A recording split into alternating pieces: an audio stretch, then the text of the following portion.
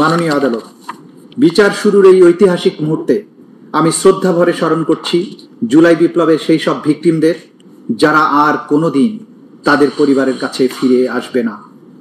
স্মরণ করছি তাদেরকেও যারা এই আন্দোলনে চোখ, হাত, পা কিংবা শরীরের অন্য কোনো অঙ্গ হারিয়েছেন। স্মরণ করছি সেই সব অকুতভয় মানুষদের যাদের অপরিসীম ত্যাগের কারণে এই রাষ্ট্র অন্ধকার সময় পেরিয়ে আলোকোজ্জ্বল ভবিষ্যতের স্বপ্ন দেখছে। এই আদালত এমন একটি সময়ের সাক্ষ্য বহন করছে যা ইতিহাসের এক অনন্য দলিল হয়ে থাকবে। আমরা চাই এই বিচার হোক নিরপেক্ষ, প্রমাণ নির্ভর এবং ন্যায় ভিত্তিক। আমরা চাই এই বিচার শুধু বাংলাদেশের সামাজিক জীবনে সৃষ্ট গভীর ক্ষত মুছে না দিক, বরং এটি হোক এক আত্মাভিমানী জাতির ঐতিহাসিক পুনর্জাগরণ। Much obliged, Your Lordship. This is the opening speech from the Chief Prosecutor. My Lord, we have submitted formal charge containing 135 pages, along with the other documents which contains 8,747 pages. এগুলোর মধ্যে ফর্মাল চার্জে আমরা মোট 5টি অভিযোগ এনেছি। সাক্ষীর সংখ্যা হচ্ছে 81 জন। তথ্যসূত্র মোট 5 খণ্ডে 2018 পৃষ্ঠা। জব্দ তালিকা এবং দালিলিক প্রমাণ মোট 8 খণ্ডে 4005 পৃষ্ঠা। শহীদদের তালিকা 10 খণ্ডে মোট 8747 পৃষ্ঠা, মোট 2724 পৃষ্ঠা। সর্বমোট ডকুমেন্টের পরিমাণ হচ্ছে 8747 পৃষ্ঠা। ইওর লর্ডশিপস, এখন আমি ফর্মাল চার্জ উপস্থাপনের জন্য, ফর্মাল চার্জ যেহেতু অনেক বড়, 2000 আপনি ফর্মাল চার্জে ইন্ডেক্স তৈরি করলে ভালো হয়। মালট, এখানে আমরা যদিও হেডিং দিয়েছি এবং সেটা হেডলাইন আছে ফ্রিকোয়েন্টলি দিলেও অসুবিধা নাই। মালট, সাবমিট এন ইন্ডেক্স। মালট, উইল ডু। মালট, ফর্মাল চার্জের আমাদের এখানে আমাদের বিজ্ঞ প্রসিকিউটর বৃন্দ উপস্থিত আছেন। আমি ওনাদের নামগুলো একটু পড়ে দিচ্ছি। মালট, আমার সাথে আছেন বিজ্ঞ প্রসিকিউটর জনাব আব্দুস সোবহান তরফদার, বিজ্ঞ প্রসিকিউটর জনাব মিজানুল ইসলাম, বিজ্ঞ প্রসিকিউটর জনাব গাজী মনোয়ার হোসেন তামিম, বিজ্ঞ প্রসিকিউটর BM সুলতান মাহমুদ, বিজ্ঞ প্রসিকিউটর শহীদুল ইসলাম সর্দার, বিজ্ঞ প্রসিকিউটর ফারুক আহমদ, বিজ্ঞ প্রসিকিউটর আব্দুল্লাহ নোমান, বিজ্ঞ প্রসিকিউটর আব্দুস সাত্তার পালোয়ান, বিজ্ঞ প্রসিকিউটর মামুনুর রশিদ, বিজ্ঞ প্রসিকিউটর হাসানুল বান্না, বিজ্ঞ প্রসিকিউটর SM মইনুল করিম, বিজ্ঞ প্রসিকিউটর শাইখ মাহাদি, বিজ্ঞ প্রসিকিউটর তারেক আব্দুল্লাহ, বিজ্ঞ প্রসিকিউটর সাইমুম রেজা তালুকদার, বিজ্ঞ প্রসিকিউটর SM তাসমিরুল ইসলাম এবং বিজ্ঞ প্রসিকিউটর তানভীর হাসান জোহা। মালর্ড, আজকের এই আদালতের ঐতিহাসিক ক্ষণে আমাদের তদন্ত সংস্থার যিনি সমন্বয়ক জনাব আনসারউদ্দিন খান পাঠান, সহ সমন্বয়ক জনাব শহীদুল্লাহ চৌধুরী সহ আমাদের তদন্ত সংস্থার তদন্তকারী কর্মকর্তারা যারা অক্লান্ত পরিশ্রম করে মামলাটাকে এই পর্যায়ে নিয়ে আসেন, তারাও উপস্থিত আছেন। মালর্ড, ফর্মাল চার্জ 135 পৃষ্ঠার। আমরা সমস্ত কিছু এই আদালতে এই মুহূর্তে পুরোটা উপস্থাপন সম্ভব নয় বলে আমরা উল্লেখযোগ্য অংশ আপনাদের সামনে প্রেস করব। প্রথমে কিছু অংশ আমাদের বিজ্ঞ প্রসিকিউটর মিজানুল ইসলাম সাহেব, সামান্য কিছু অংশ, আর সামান্য কিছু অংশ জনাব আব্দুস সোবহান তরফদার সাহেব, এবং শেষ দিকে যে বেসিক চার্জের অংশটুকু সেগুলো আমি নিজে প্লেস করবো। এই yes madam, that will do. মানে শুরুতে প্রথম অংশটুকু উপস্থাপনের জন্য আমাদের মাননীয় প্রসিকিউটর মিজানুল ইসলাম সাহেবকে উপস্থাপন করার জন্য আদালতের অনুমতি প্রার্থনা করছি। মাসা কোশ্চেন।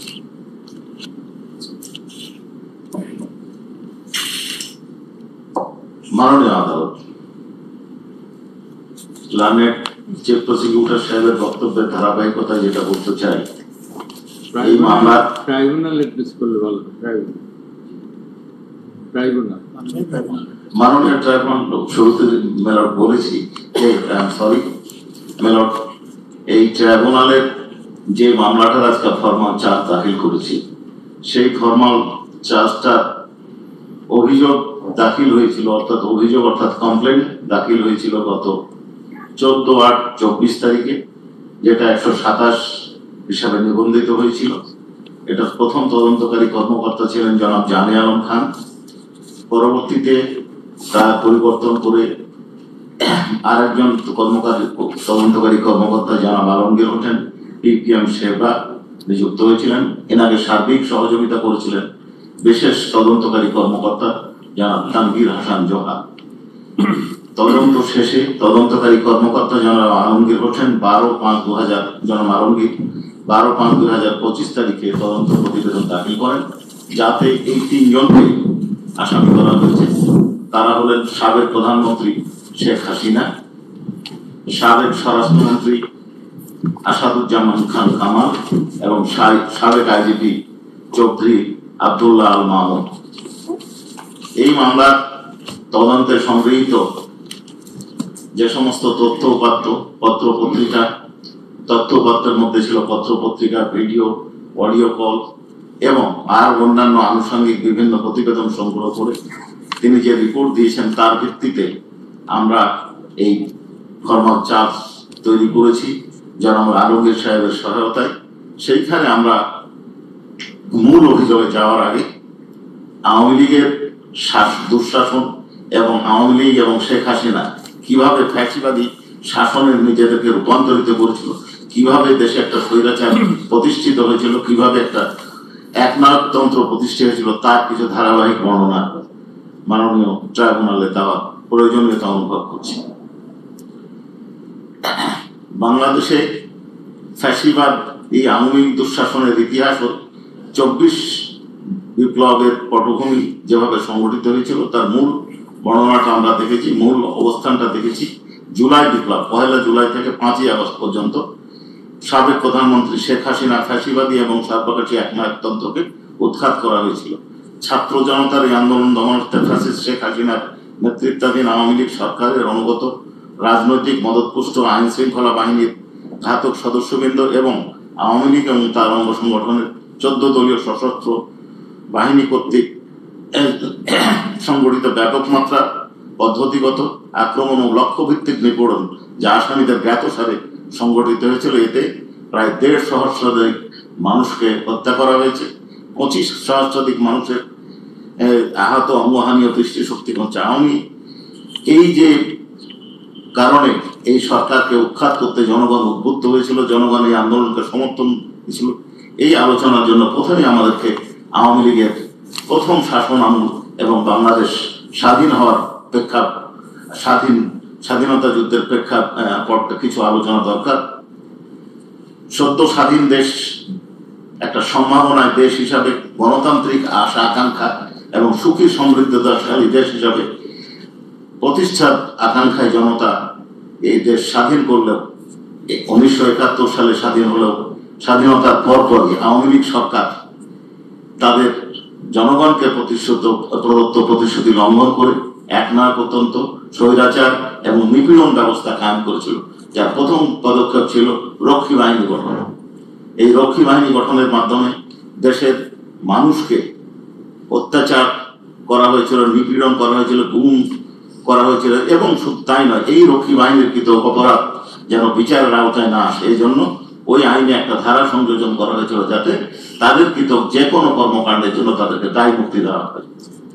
এরপরে আমরা দ্বিতীয় বিষয় যেটা দেখতে চাই, সেটা মাননীয় ট্রাইব্যুনালের সামনে উপস্থাপন করতে চাই। প্রথম সংসদীয় নির্বাচন আমরা 2014 সালের ভোটারবিহীন নির্বাচন, 18 সালের নিশিরাতের নির্বাচন, যা ওনাকে লাইলাতুল ইলেকশনও বলেন, তারপরে আমি এবং দাবির নির্বাচন, বহু আলোচনা শুনেছি, কিন্তু এটা সূত্রপাত ঘটেছিল 1973 সালের প্রথম সংসদীয় নির্বাচনে। ওই সময় বিরোধী কণ্ঠস্বর তেমন ছিল না বললেই চলে। একমাত্র বিরোধী কণ্ঠস্বর মেজর জলিল সাহেব নির্বাচিত হবেন এবং এই নির্বাচনকে ঠেকানোর জন্য, নির্বাচনকে জনগণের রায়কে ভুলণ্ডিত করার জন্য বরিশাল থেকে তার নির্বাচনী এলাকায় হেলিকপ্টার করে ব্যালট বাক্স ঢাকায় নিয়ে এসে তাকে পরাজিত করা হয়েছিল, পরাজিত দেখানো হয়েছিল। আমরা প্রত্যেকটা যে অভিযোগ এখানে আনয়ন করেছি, বর্ণনা দিয়েছি, তার তথ্যসূত্র আমরা বর্ণনা করেছি এবং ওই 5টা ভলিউমে আমরা দাখিল করেছি। এরপরে এই আওয়ামী লীগ শাসন আমলের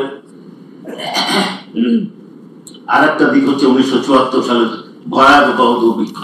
এই দুর্ভিক্ষে লক্ষ লক্ষ মানুষ নিহত হয়েছিলেন। একটি হিসাবে দেখা যায় গড়ে প্রতিদিন 15,000-এর বেশি লোক মারা যেত। গণতান্ত্রিক প্রক্রিয়ার কবর রচনা ও বাকশাল গঠন, স্বাধীনতা মুক্তি এবং বহুদলীয় গণতন্ত্রের স্বপ্ন নিয়ে যে মুক্তিযুদ্ধ সংগঠিত হয়েছিল সেই স্বপ্নকে ভুলণ্ঠিত করে 1975 সালের 25শে জানুয়ারি বাংলাদেশ সংবিধানে 4th সংশোধনী আনয়ন এবং বাংলাদেশ কৃষক শ্রমিক আওয়ামী লীগ অর্থাৎ বাকশাল নামক সংগঠন প্রতিষ্ঠার মাধ্যমে গণতান্ত্রিক প্রক্রিয়ার কবর রচনা করে বাংলাদেশে চূড়ান্তভাবে একটি একদলীয় শাসন ব্যবস্থা চালু করা হয়। বাকশাল গঠনের পর অন্যান্য সকল রাজনৈতিক দলের কার্যক্রম নিষিদ্ধ করা হয়, সংবাদপত্রের স্বাধীনতা সীমিত করা হয়, সমস্ত ক্ষমতা কেন্দ্রীভূত হয় এক ব্যক্তি অর্থাৎ শেখ মুজিবুর রহমানের হাতে। সাধারণ নির্বাচন বা উপনির্বাচনে কোনো প্রার্থী হওয়ার কোনো সুযোগ ছিল না, যদি না তিনি বাকশাল প্রধান শেখ মুজিবুর রহমান কর্তৃক মনোনীত হতেন। এই বাকশাল প্রতিষ্ঠার মাধ্যমে মুক্ত সংবাদপত্রের কণ্ঠরোধ করা হয়। সরকার নিয়ন্ত্রিত 4টি পত্রিকা দৈনিক Bangla, daily Bangladesh Times, daily Bangladesh observer এবং সাপ্তাহিক বিচিত্রা বাদে সকল পত্রিকার প্রকাশনা বন্ধ করে দেওয়া হয়। এই 4টি অনুমোদিত পত্রিকাতেও সরকারি নিয়ন্ত্রণ আরোপ করে মানুষের মৌলিক অধিকার খর্ব করা হয়। বিরোধীদেরকে বিনা বিচারে আটক রাখার জন্য সংবিধান সংশোধন করে নিবর্তনমূলক আটক রাখার বিধান সম্বলিত আইন পাশ করার সুযোগ করে দেওয়া হয়। এই সদ্য স্বাধীন বাংলাদেশের গণতান্ত্রিক প্রক্রিয়াকে ধ্বংস করে দেয়, দেশকে ফ্যাসিবাদের রাষ্ট্রের দিকে ধাবিত করে। বাকশাল গঠনের প্রতিবাদে পার্লামেন্ট ও মন্ত্রিসভা থেকে পদত্যাগ করেছিলেন মুক্তিযুদ্ধের সর্বাধিনায়ক জেনারেল এম.এ.জি. ওসমানী এবং ব্যারিস্টার মইনুল হোসেন। বাকশালে যোগদান না করায় রাজশাহী সদর আসনের এমপি জনাব মঈনুদ্দিন আহমেদ মানিককে সংসদ সদস্য পদ বাতিল করে দেওয়া হয়। 1975 সালের 15ই আগস্ট পট পরিবর্তনের পর একদলীয় শাসন ব্যবস্থা বাতিল করে বহুদলীয় গণতান্ত্রিক ব্যবস্থার পুনঃযাত্রা শুরু করে। এই সুযোগে বাকশাল চেতনাধারী আওয়ামী লীগ সরাসরি একদলীয় শাসনের কথা না বললেও বহুদলীয় শাসনের মোড়কে তাদের কাঙ্ক্ষিত একদলীয় শাসন ব্যবস্থা প্রতিষ্ঠার স্বপ্ন বাস্তবায়নে পরিকল্পিতভাবে এগিয়ে নিতে থাকে। পরবর্তীতে 1996 সালে আওয়ামী লীগ সরকার ক্ষমতায় আসীন হয়ে তাদের লুটপাটের ঐতিহ্য অনুসরণ করে শেয়ার বাজার লুট করে। 2001 সালে সাধারণ নির্বাচনে 4 দলীয় জোটের কাছে তারা নির্বাচনে পরাজিত হয়। 2008 সালের সেনা সমর্থিত সরকার অধীনে একটি সাজানো এবং পাতানো নির্বাচনে পুনরায় আওয়ামী লীগ ক্ষমতায় অধিষ্ঠিত হয়। সেই শেখ হাসিনার নেতৃত্বাধীন দলটি তখন থেকেই গণতন্ত্রের মোড়কে শেখ মুজিবুর রহমান প্রবর্তিত বাকশালী একনায়কতন্ত্র নতুন আঙ্গিকে পুনঃপ্রতিষ্ঠার জন্য ষড়যন্ত্র শুরু করে। এই আওয়ামী দুঃশাসন ও ফ্যাসিবাদের যে 15 বছর, তার মধ্যে বেশ কয়েকটা সেগমেন্ট আমরা ভাগ করি। তার মধ্যে প্রথম বিষয়টা হচ্ছে নির্বাচনী ব্যবস্থা ও গণতান্ত্রিক প্রক্রিয়া ধ্বংস করা। জি, এই ক্ষেত্রে আমরা কয়েকটা সাবটাইটেল করেছি। এক হচ্ছে 2008 সালে ষড়যন্ত্রের মাধ্যমে আওয়ামী লীগের ক্ষমতা দখল ও ক্ষমতা কুক্ষিগত করার জন্য তত্ত্বাবধায়ক সরকার বাতিল করা।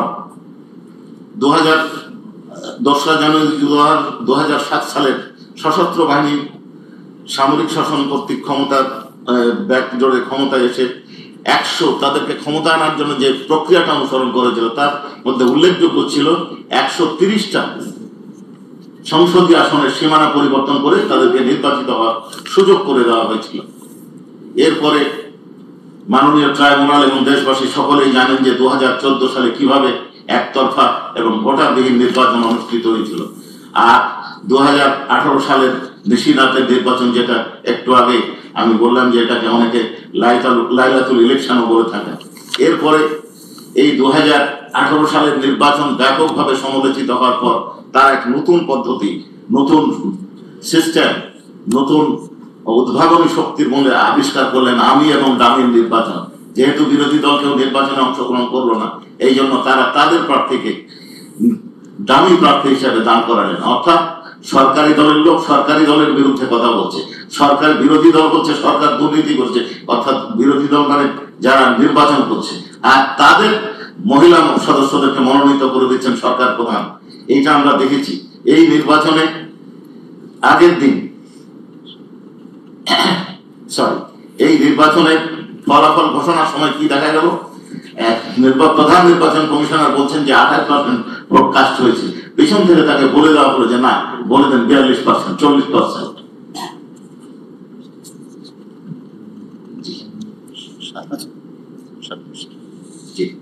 এরপরে স্থানীয় নির্বাচন সম্পর্কে মাননীয় ট্রাইব্যুনাল এবং দেশবাসী জানেন কিভাবে এটাকে ভুলণ্ঠিত করা হয়েছিল মানুষের রায়কে, কিভাবে একজন নির্বাচিত হওয়ার পরে তাকে বাদ দিয়ে আরেকজনকে ভোট গণনা না করে ঘোষণা করে দেওয়া হয়েছিল নির্বাচিত চেয়ারম্যান এবং মেম্বার হিসাবে।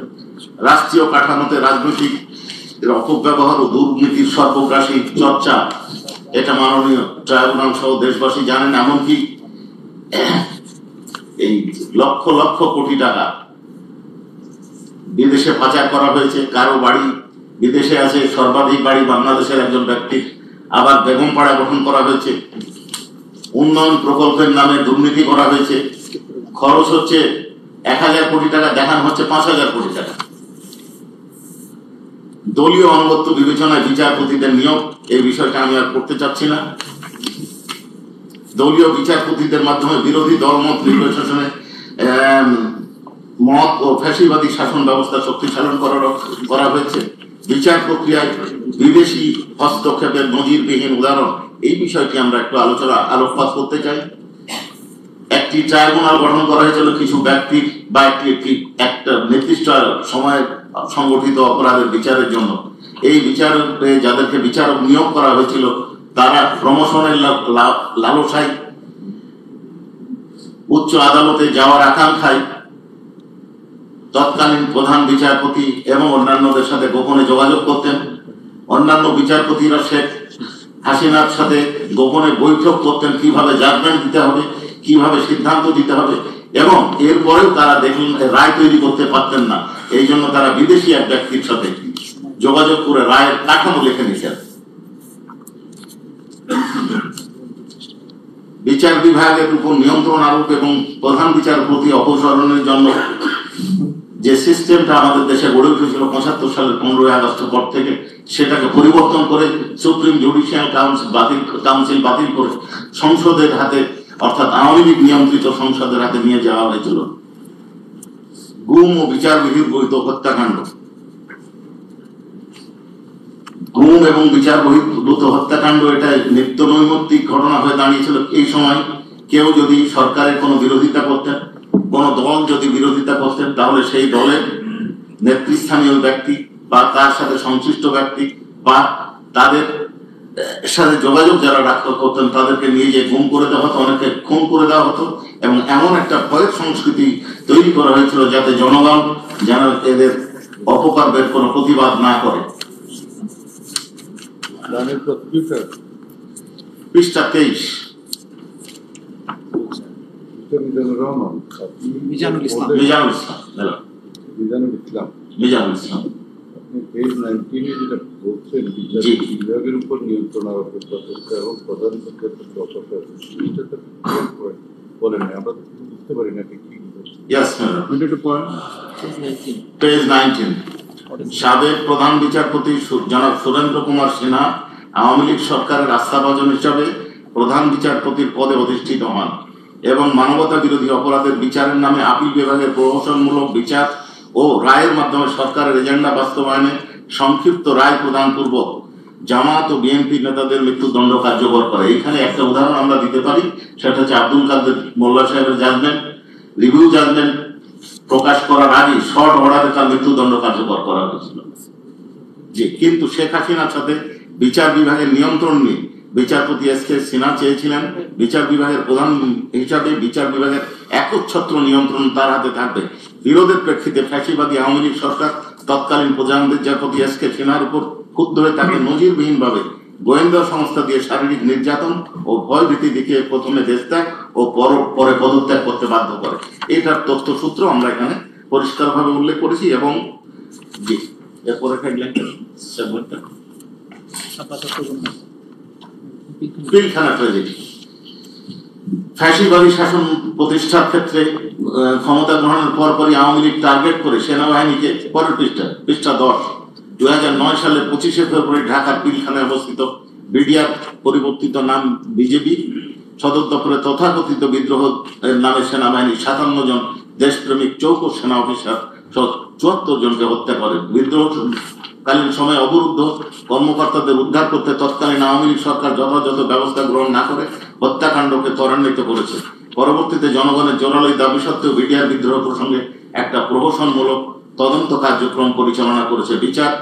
ষড়যন্ত্রের হোতাদেরকে বাদ দিয়ে কেবলমাত্র মাঠে থাকা সৈনিক ও জওয়ানদের বিচার কার্য পরিচালনা করেছে। 5ই আগস্ট বিপ্লবের পর এই রহস্য পুনরুদ্ধারের জন্য একটা কমিশন গঠন করা হয়েছে। এরপরে 20 পৃষ্ঠাতে শাপলা চত্বরের গণহত্যা 1-3-13। 5ই মে রাতের অন্ধকারে সমাবেশে অবস্থান ও নিরীহ নিরস্ত্র এতিম মাদ্রাসা ছাত্র সহ ছাত্র জনতার উপর রাতের অভিযান পরিচালনা করে অগণিত মানুষকে নিষ্ঠুরভাবে হত্যা করা হয়। এই অপারেশনের নিষ্ঠুরতা ও হত্যাযজ্ঞ যেন দেশবাসী জানতে না পারে, এই জন্য তাৎক্ষণিকভাবে সরাসরি সম্প্রচাররত দিগন্ত টিভি এবং ইসলামিক টিভি নামে 2টি ইলেকট্রনিক মিডিয়া বন্ধ করে দেওয়া হয়। এই সংবাদ এর মাঝের অংশে আছে অধিকার নামক একটি সংগঠন হত্যাকাণ্ডের বিষয়ে বর্ণনা দেওয়া, তার প্রধানের বিরুদ্ধে মামলা ডিজিটাল নিরাপত্তা আইনে মামলা দায়ের করে তাকে কারাদণ্ডে দণ্ডিত করা হয়। এরপরে গুম ও বিচার বহির্ভূত হত্যাকাণ্ড 21। ফ্যাসিস্ট আওয়ামী লীগ সরকার তার মেয়াদকালে ভিন্ন মতামত মানবাধিকার কর্মী বিরোধী দল সহ যে কোনো ধরনের ভিন্ন মতের নিপীড়ন ও নিষ্পোষণের সমর্থক হয়ে উঠেছিল। এই সময় একটা রিপোর্টে দেখা যায় নিখোঁজ হয়েছিল 416 জন, আর একটা রিপোর্টে দেখা যায় 611 জন।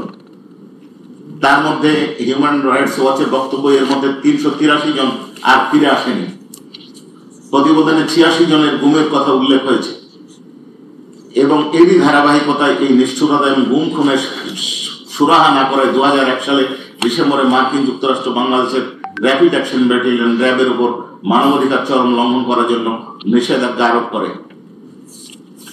এরপরে হচ্ছে তৎকালীন স্বৈরাচার 23 নির্দেশনায় আইন শৃঙ্খলা রক্ষা বাহিনী কর্তৃক বিচার বহির্ভূত হত্যাকাণ্ড। এর মধ্যে উল্লেখযোগ্য হচ্ছে পেজ 23 নারায়ণগঞ্জের 7 খুন, কাউন্সিলর একরাম হত্যাকাণ্ড। ডাক্তার কাউন্সিলর একরাম হত্যাকাণ্ডের একটু বর্ণনা আমি দিতে চাই। তেসরা 3 নম্বর ওয়ার্ডের কাউন্সিলর উপজেলার যুবলীগের দীর্ঘদিনের সভাপতি একরামুল হক, যাকে ওই বছর 26শে মে গভীর রাতে কথিত বন্ধুদের নির্মমভাবে হত্যা করে। ঘটনার দিন একটি গোয়েন্দা সংস্থার লোকজন তাকে বারবার ফোন করে একটা জমি কেনার সহায়তা করার জন্য চাপ দিলে সেই গোয়েন্দা সংস্থার কর্মকর্তারা কথা অনুযায়ী তিনি বাসা থেকে বের হন।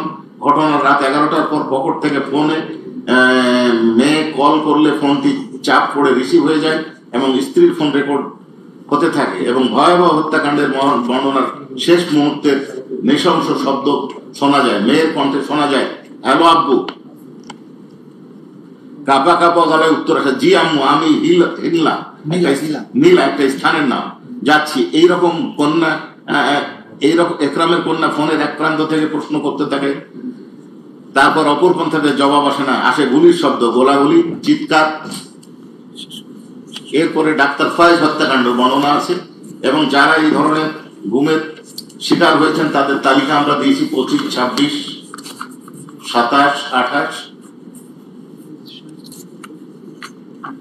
না। তারপরে আমরা 29-এ দিয়েছি পেজ আওয়ামী লীগের 15 বছরের দুঃশাসনের দেশ থেকে বাধ্য হওয়া ব্যক্তিদের তালিকা।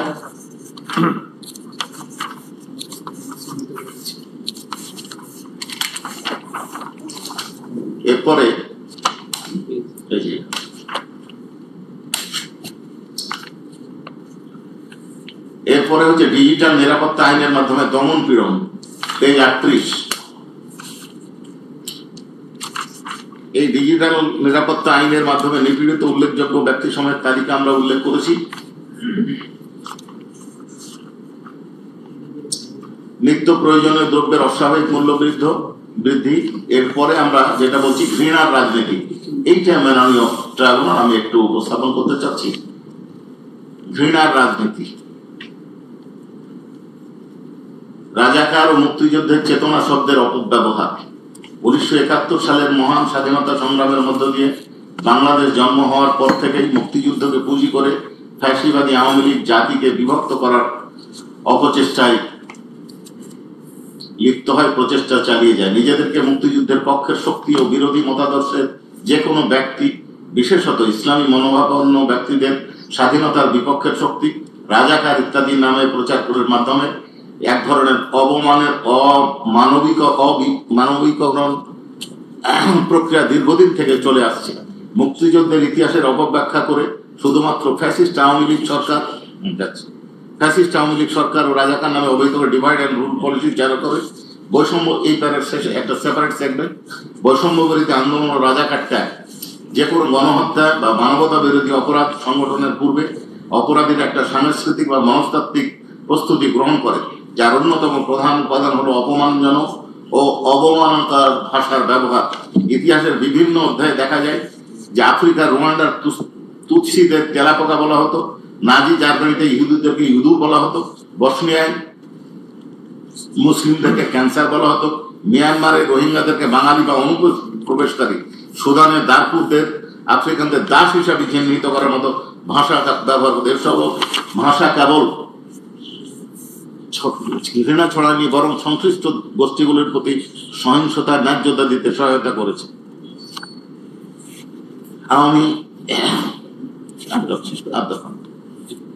আওয়ামী সরকার মধ্যে গণমাধ্যম নিয়ন্ত্রণের বিষয়টা আছে, আমাদের 43 পৃষ্ঠা আছে গণমাধ্যমের উপর আঘাত। আওয়ামী এরপরে না লাইন বাই লাইন আমি যাচ্ছি।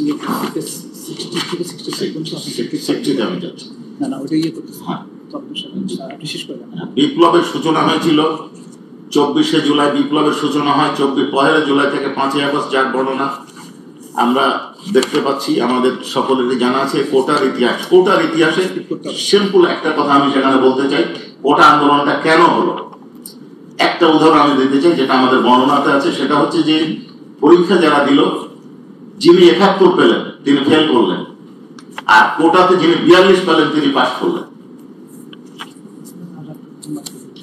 আর শেষ আমি যে দুটো বিষয় আনতে চাচ্ছি, এক হচ্ছে প্রাণঘাতী অস্ত্রের ব্যবহারের নির্দেশ। আমরা তৎকালীন প্রধানমন্ত্রী শেখ হাসিনা এবং ঢাকা দক্ষিণ city corporation mayor Fazle Noor Taposh এবং ঢাকা বিশ্ববিদ্যালয়ের ভাইস চ্যান্সেলর এবং শেখ হাসিনার মধ্যেকার 16 জুলাই এবং 18 জুলাই দুটো ফোন আলাপের অডিও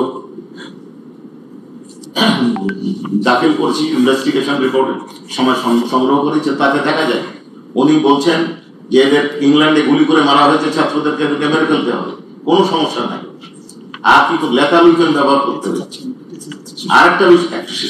আরেকটা বিষয় কি বলছেন, সেটা হচ্ছে যে আমি বললাম ভাঙতে অমুক জিনিস, আগুন দিতে, ওরা যে সেতু ভবনে ভেঙে দিল, অর্থাৎ আগুন জ্বালার পরিকল্পনাটা তিনি তৈরি করেছিলেন। বাকিটা আমার লাইনের সিনিয়র আব্দুল সামাদ আপনি শার্টের উপর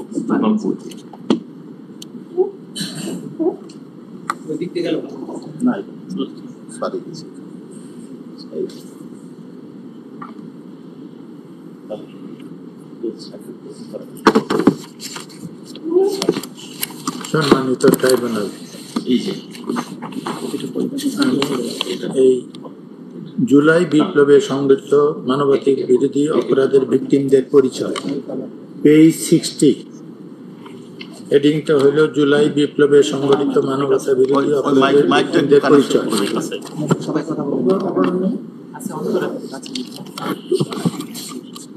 2024 সালে জুলাই আগস্টে ক্ষমতাসীন আওয়ামী লীগের সরকার কর্তৃক ছাত্র জনতার শান্তিপূর্ণ আন্দোলন দমন এবং রাজনৈতিক নিপীড়ন করার জন্য বৈষম্য বিরোধী ছাত্র আন্দোলনের অংশগ্রহণকারী নিরীহ নিরস্ত ছাত্র জনতা বিরোধী দলের নেতাকর্মী, বিশেষিত বিএনপি, জামাত ও অন্যান্য দলের সদস্য ছাড়াও আন্দোলনে অংশগ্রহণকারী সকল শ্রেণী পেশা সাধারণ মানুষকে লক্ষ্যবস্তু হিসেবে নির্ধারণ করা হয়, যারা এই সময়কালে পরিচালিত সকল প্রকার আক্রমণ, নির্যাতন, নিপীড়ন, গণগ্রেপ্তার, মামলাবাজি, ভয়ভীতি ও সহিংসতার মুখে পড়েন।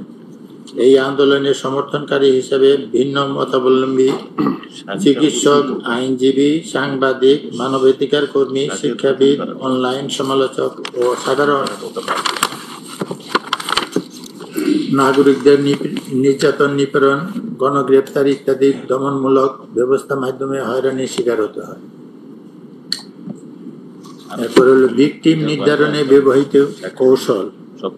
আওয়ামী লীগের শাসনামলের নিরাপত্তা ও গোয়েন্দা সংস্থাগুলোর সহায়তায় রাষ্ট্র সুসংগঠিতভাবে সর্বত্র নজরদারি দমন নীতির প্রাতিষ্ঠানিক রূপ দিয়েছে। তারই ধারাবাহিকতায় মানুষের যোগাযোগ ও চলাফেরার উপর গোয়েন্দা সংস্থা যেমন DGDFI, NSI, CTTC, SB special branch এবং পুলিশের গোয়েন্দা বিভাগ সক্রিয়ভাবে সর্বাধুনিক তথ্য প্রযুক্তি ব্যবহারের মাধ্যমে নজরদারি করেছে।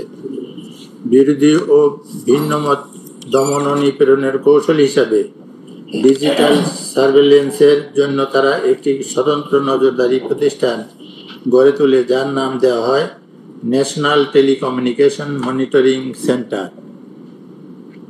শুরুতে এই নজরদারি কাজটি পরিচালনা করত র্যাপিড অ্যাকশন ব্যাটালিয়ন এবং প্রতিরক্ষা গোয়েন্দা মহাপরিদপ্তর। তখন এই নজরদারি ইউনিটির নাম ছিল ন্যাশনাল মনিটরিং সেন্টার।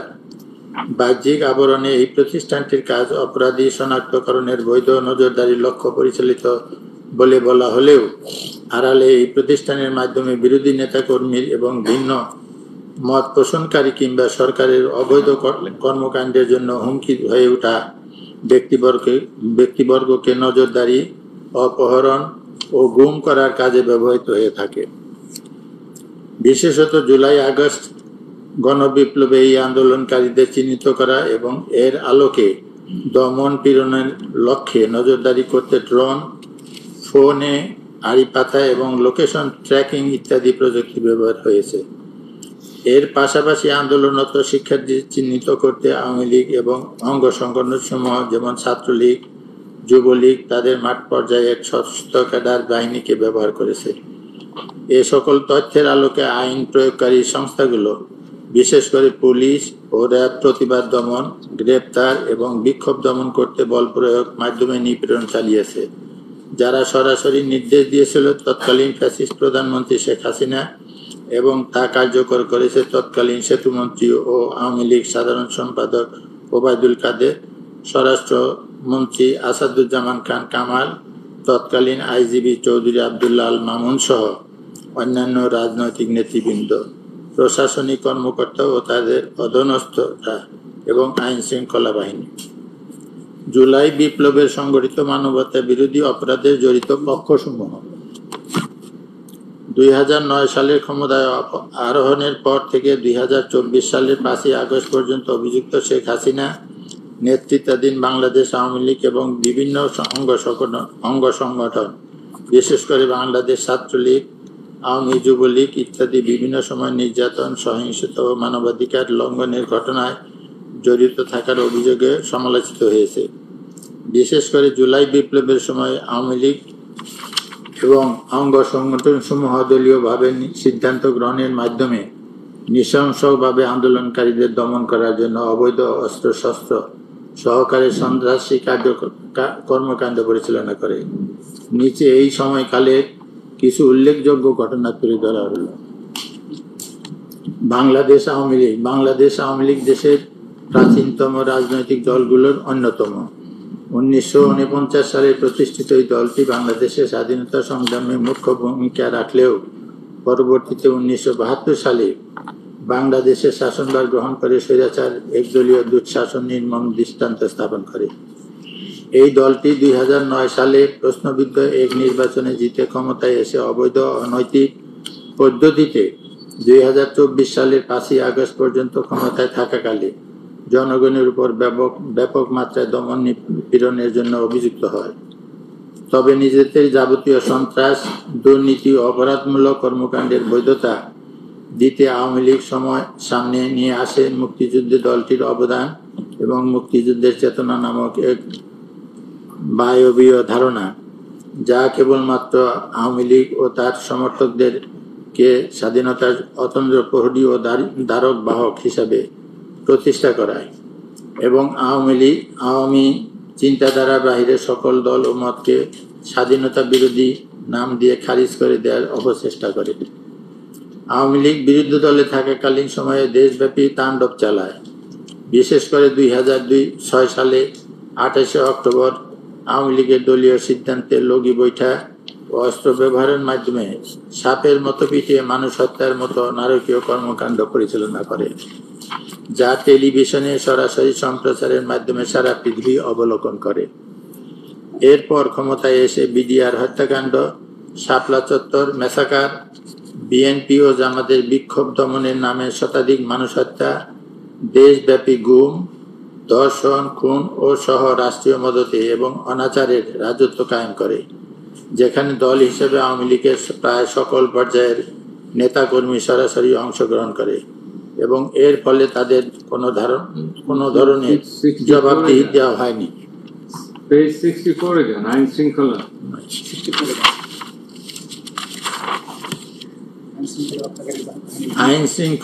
আইন শৃঙ্খলা বাহিনীর ভূমিকা।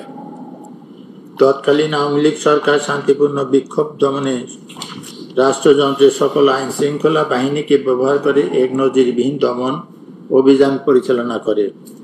Police, rapid action battalion, arm police battalion, Ansar battalion, border guard Bangladesh, BGP এবং সীমিত কিছু সংখ্যক সশস্ত্র বাহিনীর সদস্যের পাশাপাশি directorate general of forces of intelligence, DGFI, NSI, special branch, SB, সোয়াট, counter terrorism and transitional crime, CT, TC, ডিবির মতো গোয়েন্দা সংস্থাগুলিকে ব্যবহার করে দেশব্যাপী ছাত্র ও নাগরিকদের উপর সহিংসতা চালানো হয়।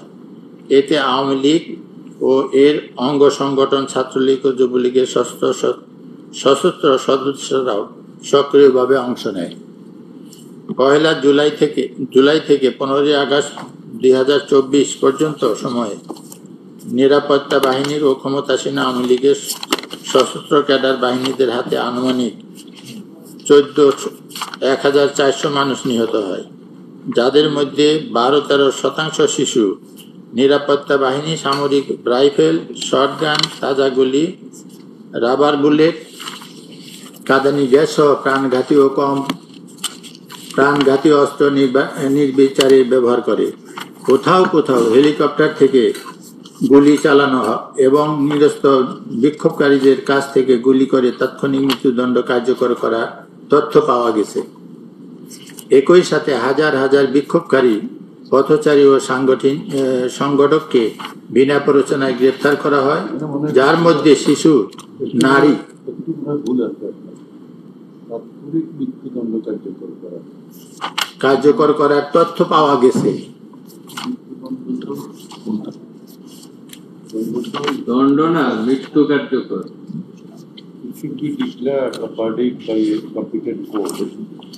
যদি দণ্ড বলে এই দণ্ডটা টাইপিং মিস্টেক, মৃত্যু কার্যকর হবে। কার্যকর তথ্য পাওয়া গেছে, নিশ্চিত করা হয়, মৃত্যু কার্যকর করার তথ্য পাওয়া গেছে। মৃত্যু। একই সাথে হাজার হাজার বিক্ষোভকারী, পথচারী ও সংগঠককে বিনা প্ররোচনায় গ্রেপ্তার করা হয়, যার মধ্যে শিশু, নারী ও চিকিৎসা কর্মী অন্তর্ভুক্ত। শুধু 17 থেকে 29 জুলাইয়ের মধ্যে 10,000-এর বেশি গ্রেপ্তারের তথ্য পাওয়া যায়। আটক ব্যক্তিদের উপর নির্যাতন ও যৌন সহিংসতার অভিযোগ পাওয়া গেছে এবং ছাত্র নেতাদের বলপূর্বক গুম করার ঘটনায় ডিজিএফআই ও ডিবির জড়িত থাকার প্রমাণ পাওয়া গেছে। এছাড়া আহত বিক্ষোভকারীদের চিকিৎসা সেবায় বাধা দিতে হাসপাতাল থেকে জোরপূর্বক গ্রেপ্তার, চিকিৎসকদের হুমকি এবং সিসিটিভি ফুটেজ জব্দের মাধ্যমে চিকিৎসার কার্যক্রম প্রতিহত করা হয়। নারী আন্দোলনকারীদের বিরুদ্ধে নির্যাতন, ধর্ষণের হুমকি এবং সামাজিকভাবে হেয় করার উদ্দেশ্যে নিপীড়নের নির্দেশও পাওয়া গেছে। এসব সহিংসতার বিরুদ্ধে সরকার কোনো কার্যক্রম তদন্ত না করে বরং নিরাপত্তা বাহিনীর প্রতি দায় মুক্তি প্রদান করে। এই প্রেক্ষাপটে OHCHR ও অন্যান্য সংস্থার পর্যবেক্ষণ অনুযায়ী আওয়ামী লীগ সরকার এবং তার অধীনস্থ আইন শৃঙ্খলা রক্ষাকারী বাহিনী ও রাজনৈতিক অঙ্গ সংগঠন সমূহ সমন্বিতভাবে যে নিপীড়ন চালিয়েছে তা আন্তর্জাতিক মানবাধিকার আইনের পরিপন্থী এবং মানবাধিকার বিরোধী অপরাধ। এখন আমার এটা হচ্ছে office of the high commissioner for human rights.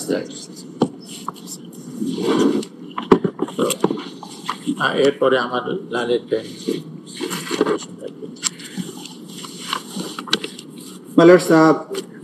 আমি এখন সুনির্দিষ্ট অভিযোগের মধ্যে যাব। বিফোর দ্যাট পেজ 60-তে আমি একটা ছোট্ট বিষয় যেটা এই মামলার ফর্মাল চার্জের সাথে অসম্ভব গুরুত্বপূর্ণ, সেটার প্রতি একটু দৃষ্টি আকর্ষণ করার পরেই আমি সুনির্দিষ্ট চার্জের দিকে চলে যাব। পেজ 60-তে ব্যক্তি পূজা এবং পারিবারিক উত্তরাধিকার, এই যে বাংলাদেশে ক্রাইমস এগেইনস্ট হিউম্যানিটি সংগঠনের পেছনে যে মনস্তাত্ত্বিক কারণগুলো ছিল সেটা এখানে বিশ্লেষণ করা হয়েছে। যেহেতু আওয়ামী লীগ মনে করে যে শুধুমাত্র শেখ মুজিবুর রহমানই বাংলাদেশের স্বাধীনতার একক কারিগর এবং তাকে বাংলাদেশের রাজনৈতিক ক্ষমতা এক ধরনের পারিবারিক উত্তরাধিকার হিসেবে চিত্রিত করে শেখ মুজিবের কন্যা হিসেবে শেখ হাসিনাকে জাতির অভিভাবক রূপে উপস্থাপন করা হয়।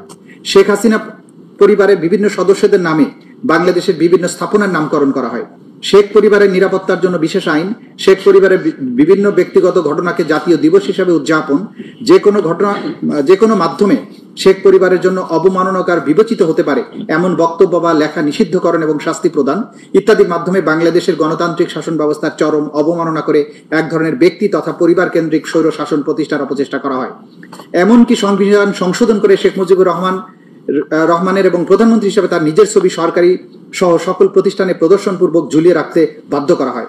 সারা দেশে হাজার হাজার কোটি টাকা রাষ্ট্রীয় কোষাগার হতে অপব্যয় করে শেখ মুজিবুর রহমানের মুরাল, মূর্তি এবং প্রতিকৃতি তৈরি করা হয়। শেখ মুজিবকে দেবতা স্বরূপ পূজনীয় রূপে কোমলমতি শিশুদের সামনে উপস্থাপন করার উদ্দেশ্যে শিক্ষা প্রতিষ্ঠানে মুজিবের জন্ম মৃত্যুবার্ষিকী সহ বিভিন্ন দিবস পালনে বাধ্য করা, প্রতিষ্ঠানের প্রতিকৃতি এবং মুরালের নামে মূর্তি স্থাপন, স্কুলের অ্যাসেম্বলিতে শেখ মুজিবের বন্দনা গাইতে শপথনামার পরিবর্তন, সকল অফিস আদালতে মুজিব কর্নার স্থাপনে বাধ্য করা, শেখ মুজিব সংক্রান্ত বই সকল প্রতিষ্ঠানে রাখতে বাধ্য করা, সরকারি সকল নথি চিঠির উপরে শেখ মুজিবের ছবি সম্বলিত লোগো স্থাপনে সরকারি আদেশ দ্বারা বাধ্য করা, শেখ পরিবারের বিভিন্ন সদস্যদের নামে শত শত প্রতিষ্ঠান সহ রাস্তাঘাট, ব্রিজ, কালভার্টের নামকরণ, জন্ম মৃত্যু দিবস পালনে বাধ্য করা, অঙ্কন প্রতিযোগিতা, ক্রীড়া প্রতিযোগিতার নামে জাতির সামনে পূজনীয় হিসাবে উপস্থাপনের চেষ্টা করা হয়। শেখ মুজিবুর রহমানের মূর্তি স্থাপন সহ মুজিব বন্দনায় রাষ্ট্রের 4,000 কোটি টাকারও বেশি খরচ হয়।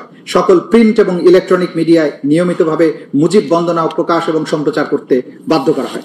মাইলর্ড, আমি এখন ঘটনা প্রবাহের দিকে চলে যাচ্ছি। I will jump up to page 95। আমরা ঘটনা প্রবাহ লম্বা বর্ণনা দিয়েছি, আমি এখানে ঘটনা প্রবাহ 9 থেকে সামনের দিকে প্লেস করে যাচ্ছি। পেজ 95, প্যারাগ্রাফ নম্বর 3.9। 3রা আগস্ট 2024 সারা দেশে বিক্ষোভ মিছিল এবং শহীদ মিনারের সমাবেশ। বৈষম্য বিরোধী ছাত্র আন্দোলনের 9 দফা দাবির পক্ষে এবং সারা দেশে ছাত্র ও সাধারণ মানুষের উপর পুলিশ এবং ছাত্রলীগের নৃশংস হামলা এবং হত্যার প্রতিবাদে 3রা আগস্ট শনিবার বাংলাদেশের প্রায় প্রতিটি জেলার শহরে বিক্ষোভের রাজপথ উত্তাল হয়ে ওঠে। কোটা সংস্কার আন্দোলনের এই পর্বে শুধু শিক্ষার্থী নয়, শিক্ষক, অভিভাবক, আইনজীবী, সাংস্কৃতিক কর্মী, পেশাজীবী, শ্রমজীবী, সাধারণ মানুষ একসঙ্গে রাজপথে নেমে আসে। সবার মুখে এক স্লোগান, দাবি এক, দফা এক, শেখ হাসিনার পদত্যাগ। বৈষম্য বিরোধী ছাত্র আন্দোলনের ডাকে শনিবার রাজধানী সহ দেশের বিভিন্ন অঞ্চলে বিক্ষোভে উত্তাল হয়ে ওঠে। বিক্ষোভ মিছিলে যোগ দেন শিক্ষক, শিক্ষার্থী, সাংস্কৃতিক কর্মী, সাহিত্যিক থেকে শুরু করে সর্বস্তরের মানুষ। রাজধানীর আফতাবনগর, বাড্ডা, রামপুরা, বনশ্রী, মিরপুর 10, সায়েন্স ল্যাব সহ বিভিন্ন পয়েন্টে সকাল থেকে বিক্ষোভ শুরু হয়। পরে অনেক এলাকা থেকে খণ্ড খণ্ড বিক্ষোভ মিছিল নিয়ে শহীদ মিনারে জড়ো হতে থাকেন তারা। বেলা 3টার দিকে ছাত্র জনতার ঢল নামে সেখানে। এছাড়া গাজীপুর, চট্টগ্রাম, কুমিল্লা, সিলেট, নোয়াখালী, বরিশাল, বগুড়া, রাজশাহী, ফরিদপুরে বিক্ষোভে যোগ দেন হাজারো মানুষ। এর মধ্যে অনেক জায়গায় পুলিশ বিক্ষোভকারীদের উপর দফায় দফায় হামলা চালিয়েছে। এই ঘটনায় কমপক্ষে এক ব্যবসায়ী শহীদ এবং 28 জন গুলিবিদ্ধ সহ 2 শতাধিক মানুষ আহত হয়েছেন। গাজীপুরে শ্রীপুরে গুলিবিদ্ধ হয়ে এক ব্যবসায়ী শহীদ হন, সেখানে পুলিশের হামলায় কমপক্ষে 23 জন গুলিবিদ্ধ, শতাধিক লোক আহত হয়েছেন।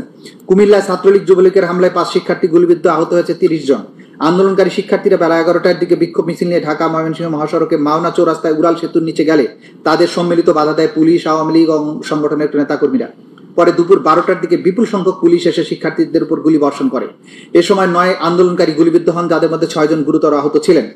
মাওনা শ্রীপুর সড়কের পাশে মাওনা হাইওয়ের সড়কে আন্দোলনকারীরা বিক্ষোভ প্রদর্শনকালে শ্রীপুর থানা, জেলা পরিষদ বিপুল সংখ্যক সদস্য পুলিশ এসে এলোপাতারি গুলি ছুড়ে আন্দোলনকারীদের ছত্রভঙ্গ করে। এ সময় পুলিশের গুলিতে জাহাঙ্গীর মুন্সি নামক এক লেপতোষক ব্যবসায়ী ঘটনাস্থলে শহীদ হন এবং 14 জন আন্দোলনকারী গুলিবিদ্ধ হন। ফরিদপুর সংঘর্ষে আহত হয় 15 জন। মানে আমি প্রত্যেকটা ডিস্ট্রিক্টে, এটা যে ওয়াইড স্প্রেড অ্যান্ড সিস্টেম্যাটিক ছিল, গোটা বাংলাদেশ জুড়ে ছিল, সেগুলো সংক্ষিপ্ত বর্ণনা আমরা এখানে এনেছি।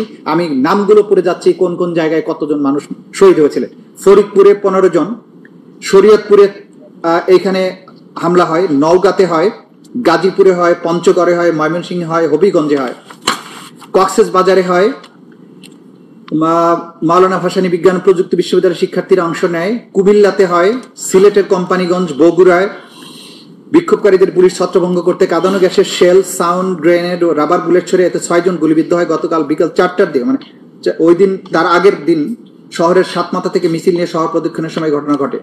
ওই দিনই সেনাপ্রধান তার অধীনস্থ অফিসারদের নিয়ে একটি গুরুত্বপূর্ণ বৈঠকে বসেন এবং সেখানে জুলাই বিপ্লবে আন্দোলনকারীদের উপরে গুলি ছোড়ার বিষয়ে সেনাবাহিনীর অফিসাররা অনাগ্রহ প্রকাশ করলে সেনাপ্রধান রক্তপাত না ঘটানোর সিদ্ধান্ত গ্রহণ করেন। তৎকালীন প্রধানমন্ত্রী আসামি, এইটা আমার 4 তারিখের আমরা বর্ণনা দিচ্ছি, সরি আমি 3 তারিখে বর্ণনা দিচ্ছি। তৎকালীন প্রধানমন্ত্রী আসামি শেখ হাসিনা, তৎকালীন স্বরাষ্ট্রমন্ত্রী আসাদুজ্জামান খান কামাল, তৎকালীন আইজিপি আব্দুল্লাহ আল মামুন উল্লেখিত অপরাধ সংগঠনের উস্কানি, প্ররোচনা, উৎসাহ, সর্বোপরি তাদের অধস্তনদের নির্দেশ প্রদানের মাধ্যমে উপরোক্ত মানবতা বিরোধী অপরাধ সংগঠন করেছে। ঘটনা 10। 4 আগস্ট 2024 অসহযোগ আন্দোলন এবং ইতিহাসের জঘন্যতম হত্যাকাণ্ড। সকাল 10টা থেকেই শাহবাগে শেখ মুজিব বিশ্ববিদ্যালয় হাসপাতালের সামনে ছাত্রলীগ, আওয়ামী লীগ এবং নেতাকর্মীরা জড়ো হতে সশস্ত্র অবস্থানে থাকে। তারা রিভলভার, পিস্তল, শটগান, কাটার রাইফেল, রড, রামদা, বিভিন্ন ধরনের দেশীয় অস্ত্রশস্ত্র নিয়ে অবস্থান নেয়। আন্দোলনকারীরা শাহবাগে পৌঁছালে ছাত্রলীগ নেতাকর্মীরা তাদের মারধর করে। পরবর্তীতে ছাত্রদের উপর দায় চাপানোর জন্য হাসপাতালের ভেতরে আগুন লাগিয়ে দেয় সন্ত্রাসীরা।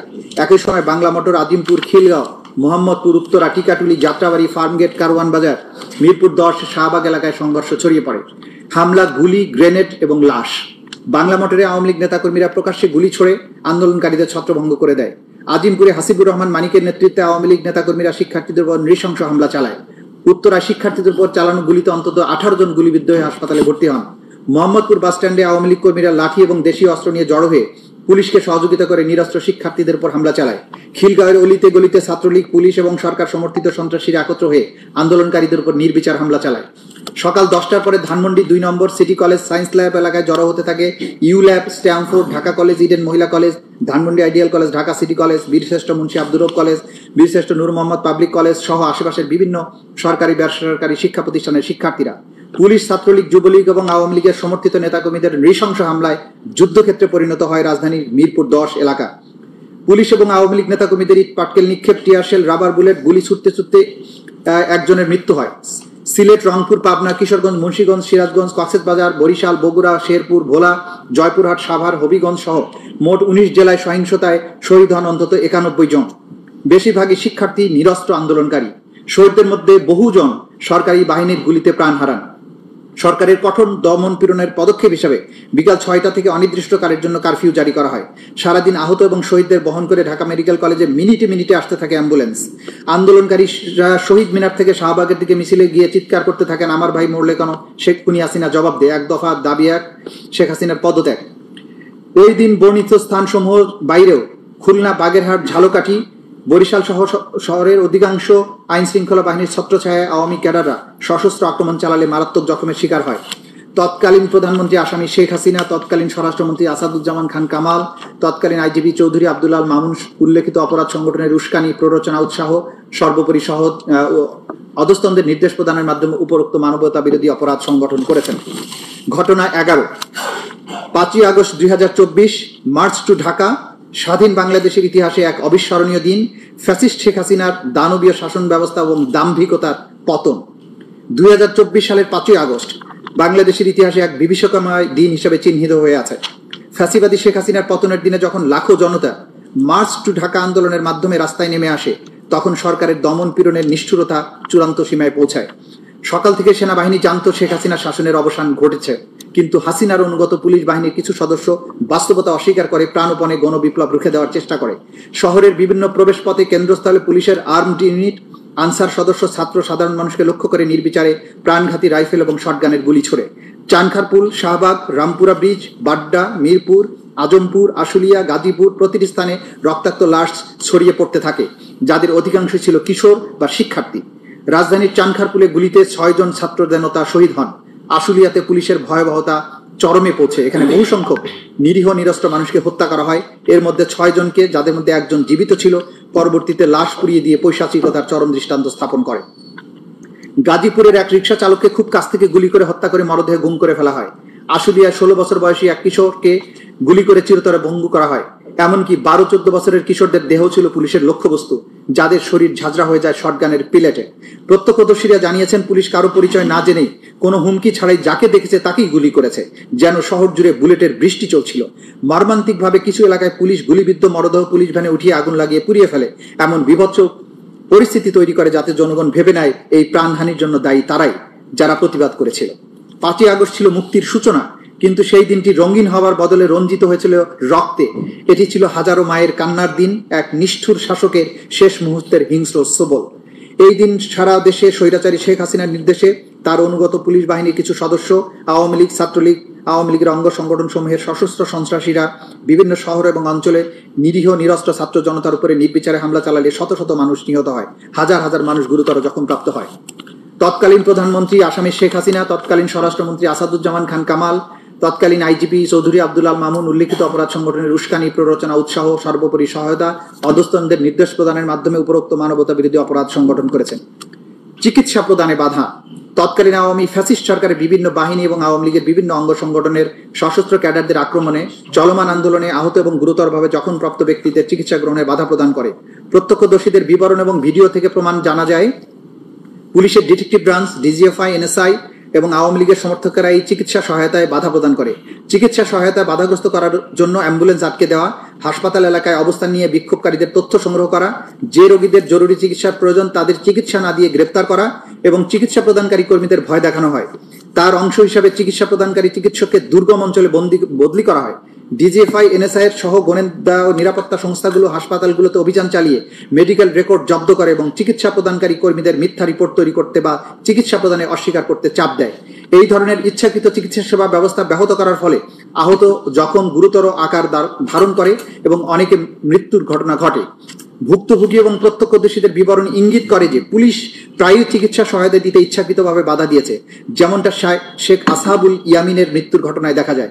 ডিজিএফআই, এনএসআই, ডিটেকটিভ ব্রাঞ্চ এবং অন্যান্য সংস্থা হাসপাতালগুলোতে নজরদারিতে অংশ নেয়। তারা গুলিবিদ্ধ রোগীদের শনাক্ত করে চিকিৎসা কর্মী এবং আহতদের জিজ্ঞাসাবাদ করে, তাদের আঙ্গুলের ছাপ নেয়। কোনো আইনি প্রক্রিয়া ছাড়াই বিক্ষোভকারী শনাক্ত, নিরাপত্তা বাহিনীর সহিংসতার প্রমাণ লুকাতে তারা চিকিৎসার নথি এবং অনেক হাসপাতালের সিসিটিভি ফুটেজ ধ্বংস করে ফেলে। আহত বিক্ষোভকারীদের যথাযথ চিকিৎসা না দিতে চিকিৎসা কর্মীদের উপর চাপ দেওয়া হয়। আহতদের আঘাতের কারণ সঠিকভাবে লিপিবদ্ধ না করতে চাপ দেওয়া হয়। একাধিক সাক্ষ্যের মাধ্যমে জানা যায় যে এটি ঊর্ধ্বতন মহলের নির্দেশে করা হয় এবং এর মধ্যে হাসপাতাল পরিদর্শনে আসা ঊর্ধ্বতন কর্মকর্তারাও ছিলেন। নিরাপত্তা বাহিনী এবং বিভিন্ন গোয়েন্দা সংস্থা বিভিন্ন হাসপাতালে একই ধরনের বাধা প্রয়োগ করেছে, যা থেকে প্রতীয়মান হয় উপর মহল থেকে সকল স্থানে একই কৌশল অবলম্বন করতে বলা হয়েছে।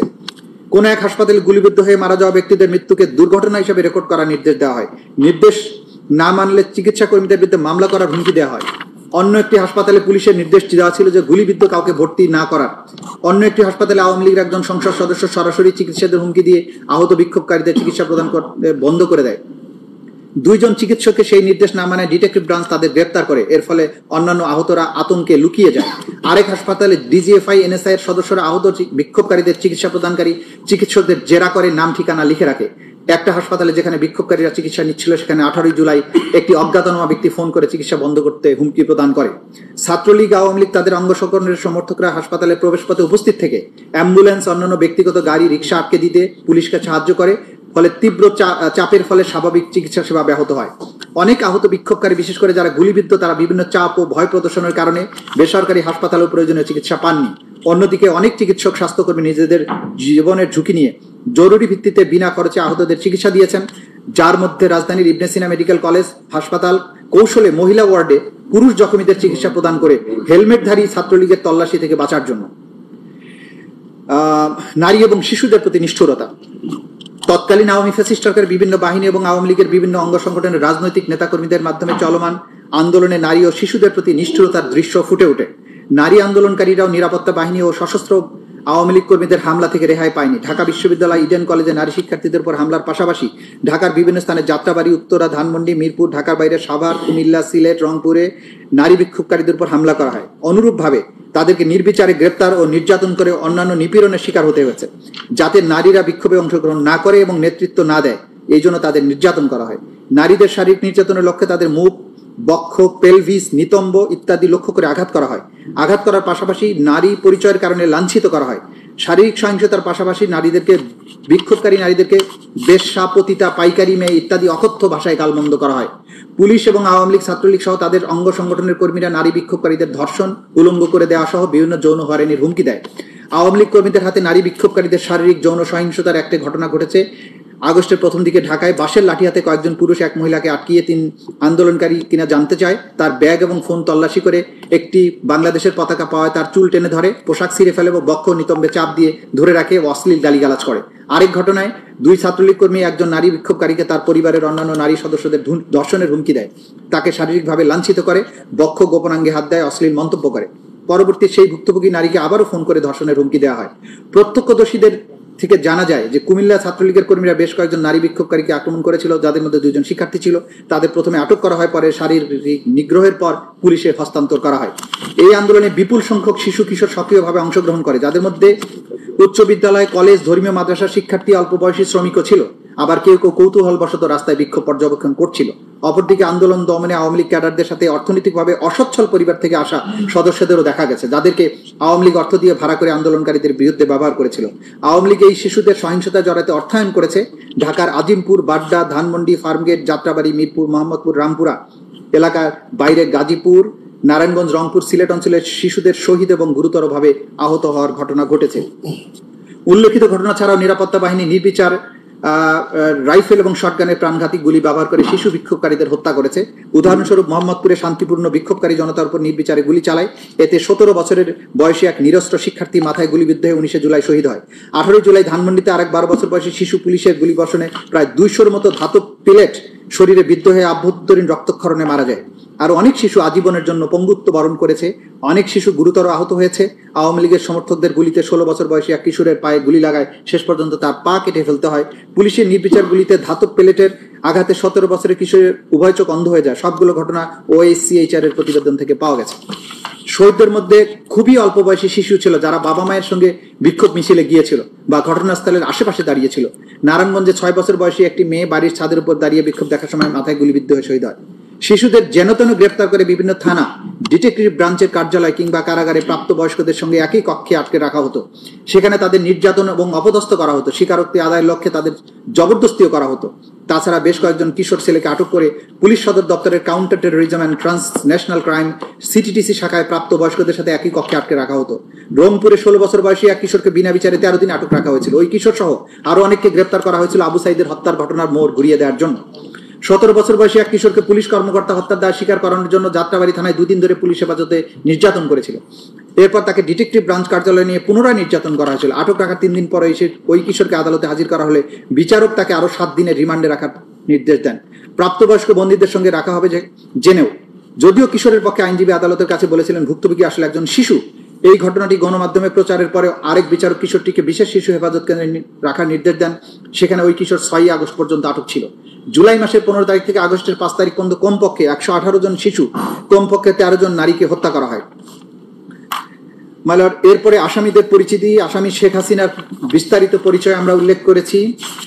তার বিরুদ্ধে কি কি মামলা আছে সেগুলো আমরা বলেছি।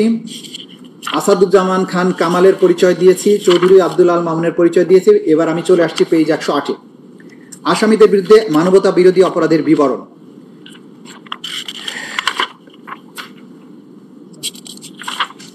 মাইলর্ড, এইটা মোরলেস এটা এসে গেছে। আমি 110 থেকে আসছি। মাইলর্ড 110-এ অপরাধ সংগঠনে আসামিদের যৌথ দায় এবং ঊর্ধ্বতন অবস্থান, জয়েন্ট ক্রিমিনাল এন্টারপ্রাইজ এবং কমান্ড রেসপন্সিবিলিটি। বাংলাদেশের তৎকালীন প্রধানমন্ত্রী তথা নির্বাহী বিভাগের প্রধান, বাংলাদেশ আওয়ামী লীগের সভাপতি এবং 14 দলীয় জোট প্রধান হিসেবে আসামি শেখ হাসিনা ছিলেন সকল ক্ষমতা এবং কর্তৃত্বের সর্বোচ্চ কেন্দ্রবিন্দু। একজন ফ্যাসিস্ট শাসক হিসেবে সকল গুরুত্বপূর্ণ সিদ্ধান্ত তিনি এককভাবে গ্রহণ করতেন। তার সকল রাজনৈতিক এবং প্রশাসনিক সিদ্ধান্ত বাস্তবায়ন এবং সমর্থনের মাধ্যমে অধীনস্থরা তাকে সন্তুষ্ট করে তার কৃপা দৃষ্টি লাভ করার জন্য সর্বদা সচেষ্ট থাকত। জুলাই বিপ্লবে সংগঠিত সকল মানবতা বিরোধী অপরাধের প্রধান এবং একমাত্র কারণ ছিল যে কোনো মূল্যে শেখ হাসিনাকে ক্ষমতায় টিকিয়ে রাখা। সেদিক দিকে বিবেচনা করলে জুলাই বিপ্লবে সংগঠিত সকল অপরাধের নিউক্লিয়াস ছিলেন শেখ হাসিনা। তার অধীনস্থ অন্যান্য অপরাধীরা বিশ্বাস করত যে শেখ হাসিনা ক্ষমতায় টিকে থাকলে তারাও টিকে থাকবে এবং সকল অপরাধ করা সত্ত্বেও তারা নিরাপদে থাকবে এবং আনুগত্যের জন্য পুরস্কৃত হবে। শেখ হাসিনা ছিলেন সকল অপরাধীর প্রাণভোমরা। তৎকালীন স্বরাষ্ট্রমন্ত্রী, আওয়ামী লীগের নেতা এবং অন্যতম নীতি নির্ধারক কুখ্যাত গ্যাং অফ ফোরের অন্যতম সদস্য ছিলেন আসামি আসাদুজ্জামান খান কামাল। জুলাই বিপ্লব চলাকালে আন্দোলন দমনে শেখ হাসিনা নেওয়া সকল পদক্ষেপ বাস্তবায়নের সিদ্ধান্ত হতো আসামি আসাদুজ্জামান খান কামালের নেতৃত্বাধীন কোর কমিটির বৈঠকে, যা তার ধানমন্ডির বাসায় অনুষ্ঠিত হতো। স্বরাষ্ট্রমন্ত্রী হিসেবে আইন শৃঙ্খলা বাহিনীর পূর্ণ নিয়ন্ত্রক ছিলেন আসামি আসাদুজ্জামান খান কামাল। তৎকালীন আইজিপি চৌধুরী আব্দুল মামুন ছিলেন পুলিশের প্রধান হিসেবে আইন শৃঙ্খলা বাহিনীর অন্যতম নিয়ন্ত্রক এবং স্বরাষ্ট্রমন্ত্রীর সহযোগী। আন্দোলন দমনে নিরস্ত্র ছাত্র জনতার উপর নির্বিচারে গুলিবর্ষণের সিদ্ধান্ত বাস্তবায়ন হচ্ছে কিনা তা তারা সার্বক্ষণিকভাবে তত্ত্বাবধানের অংশ হিসেবে সরজমিনে পরিদর্শনে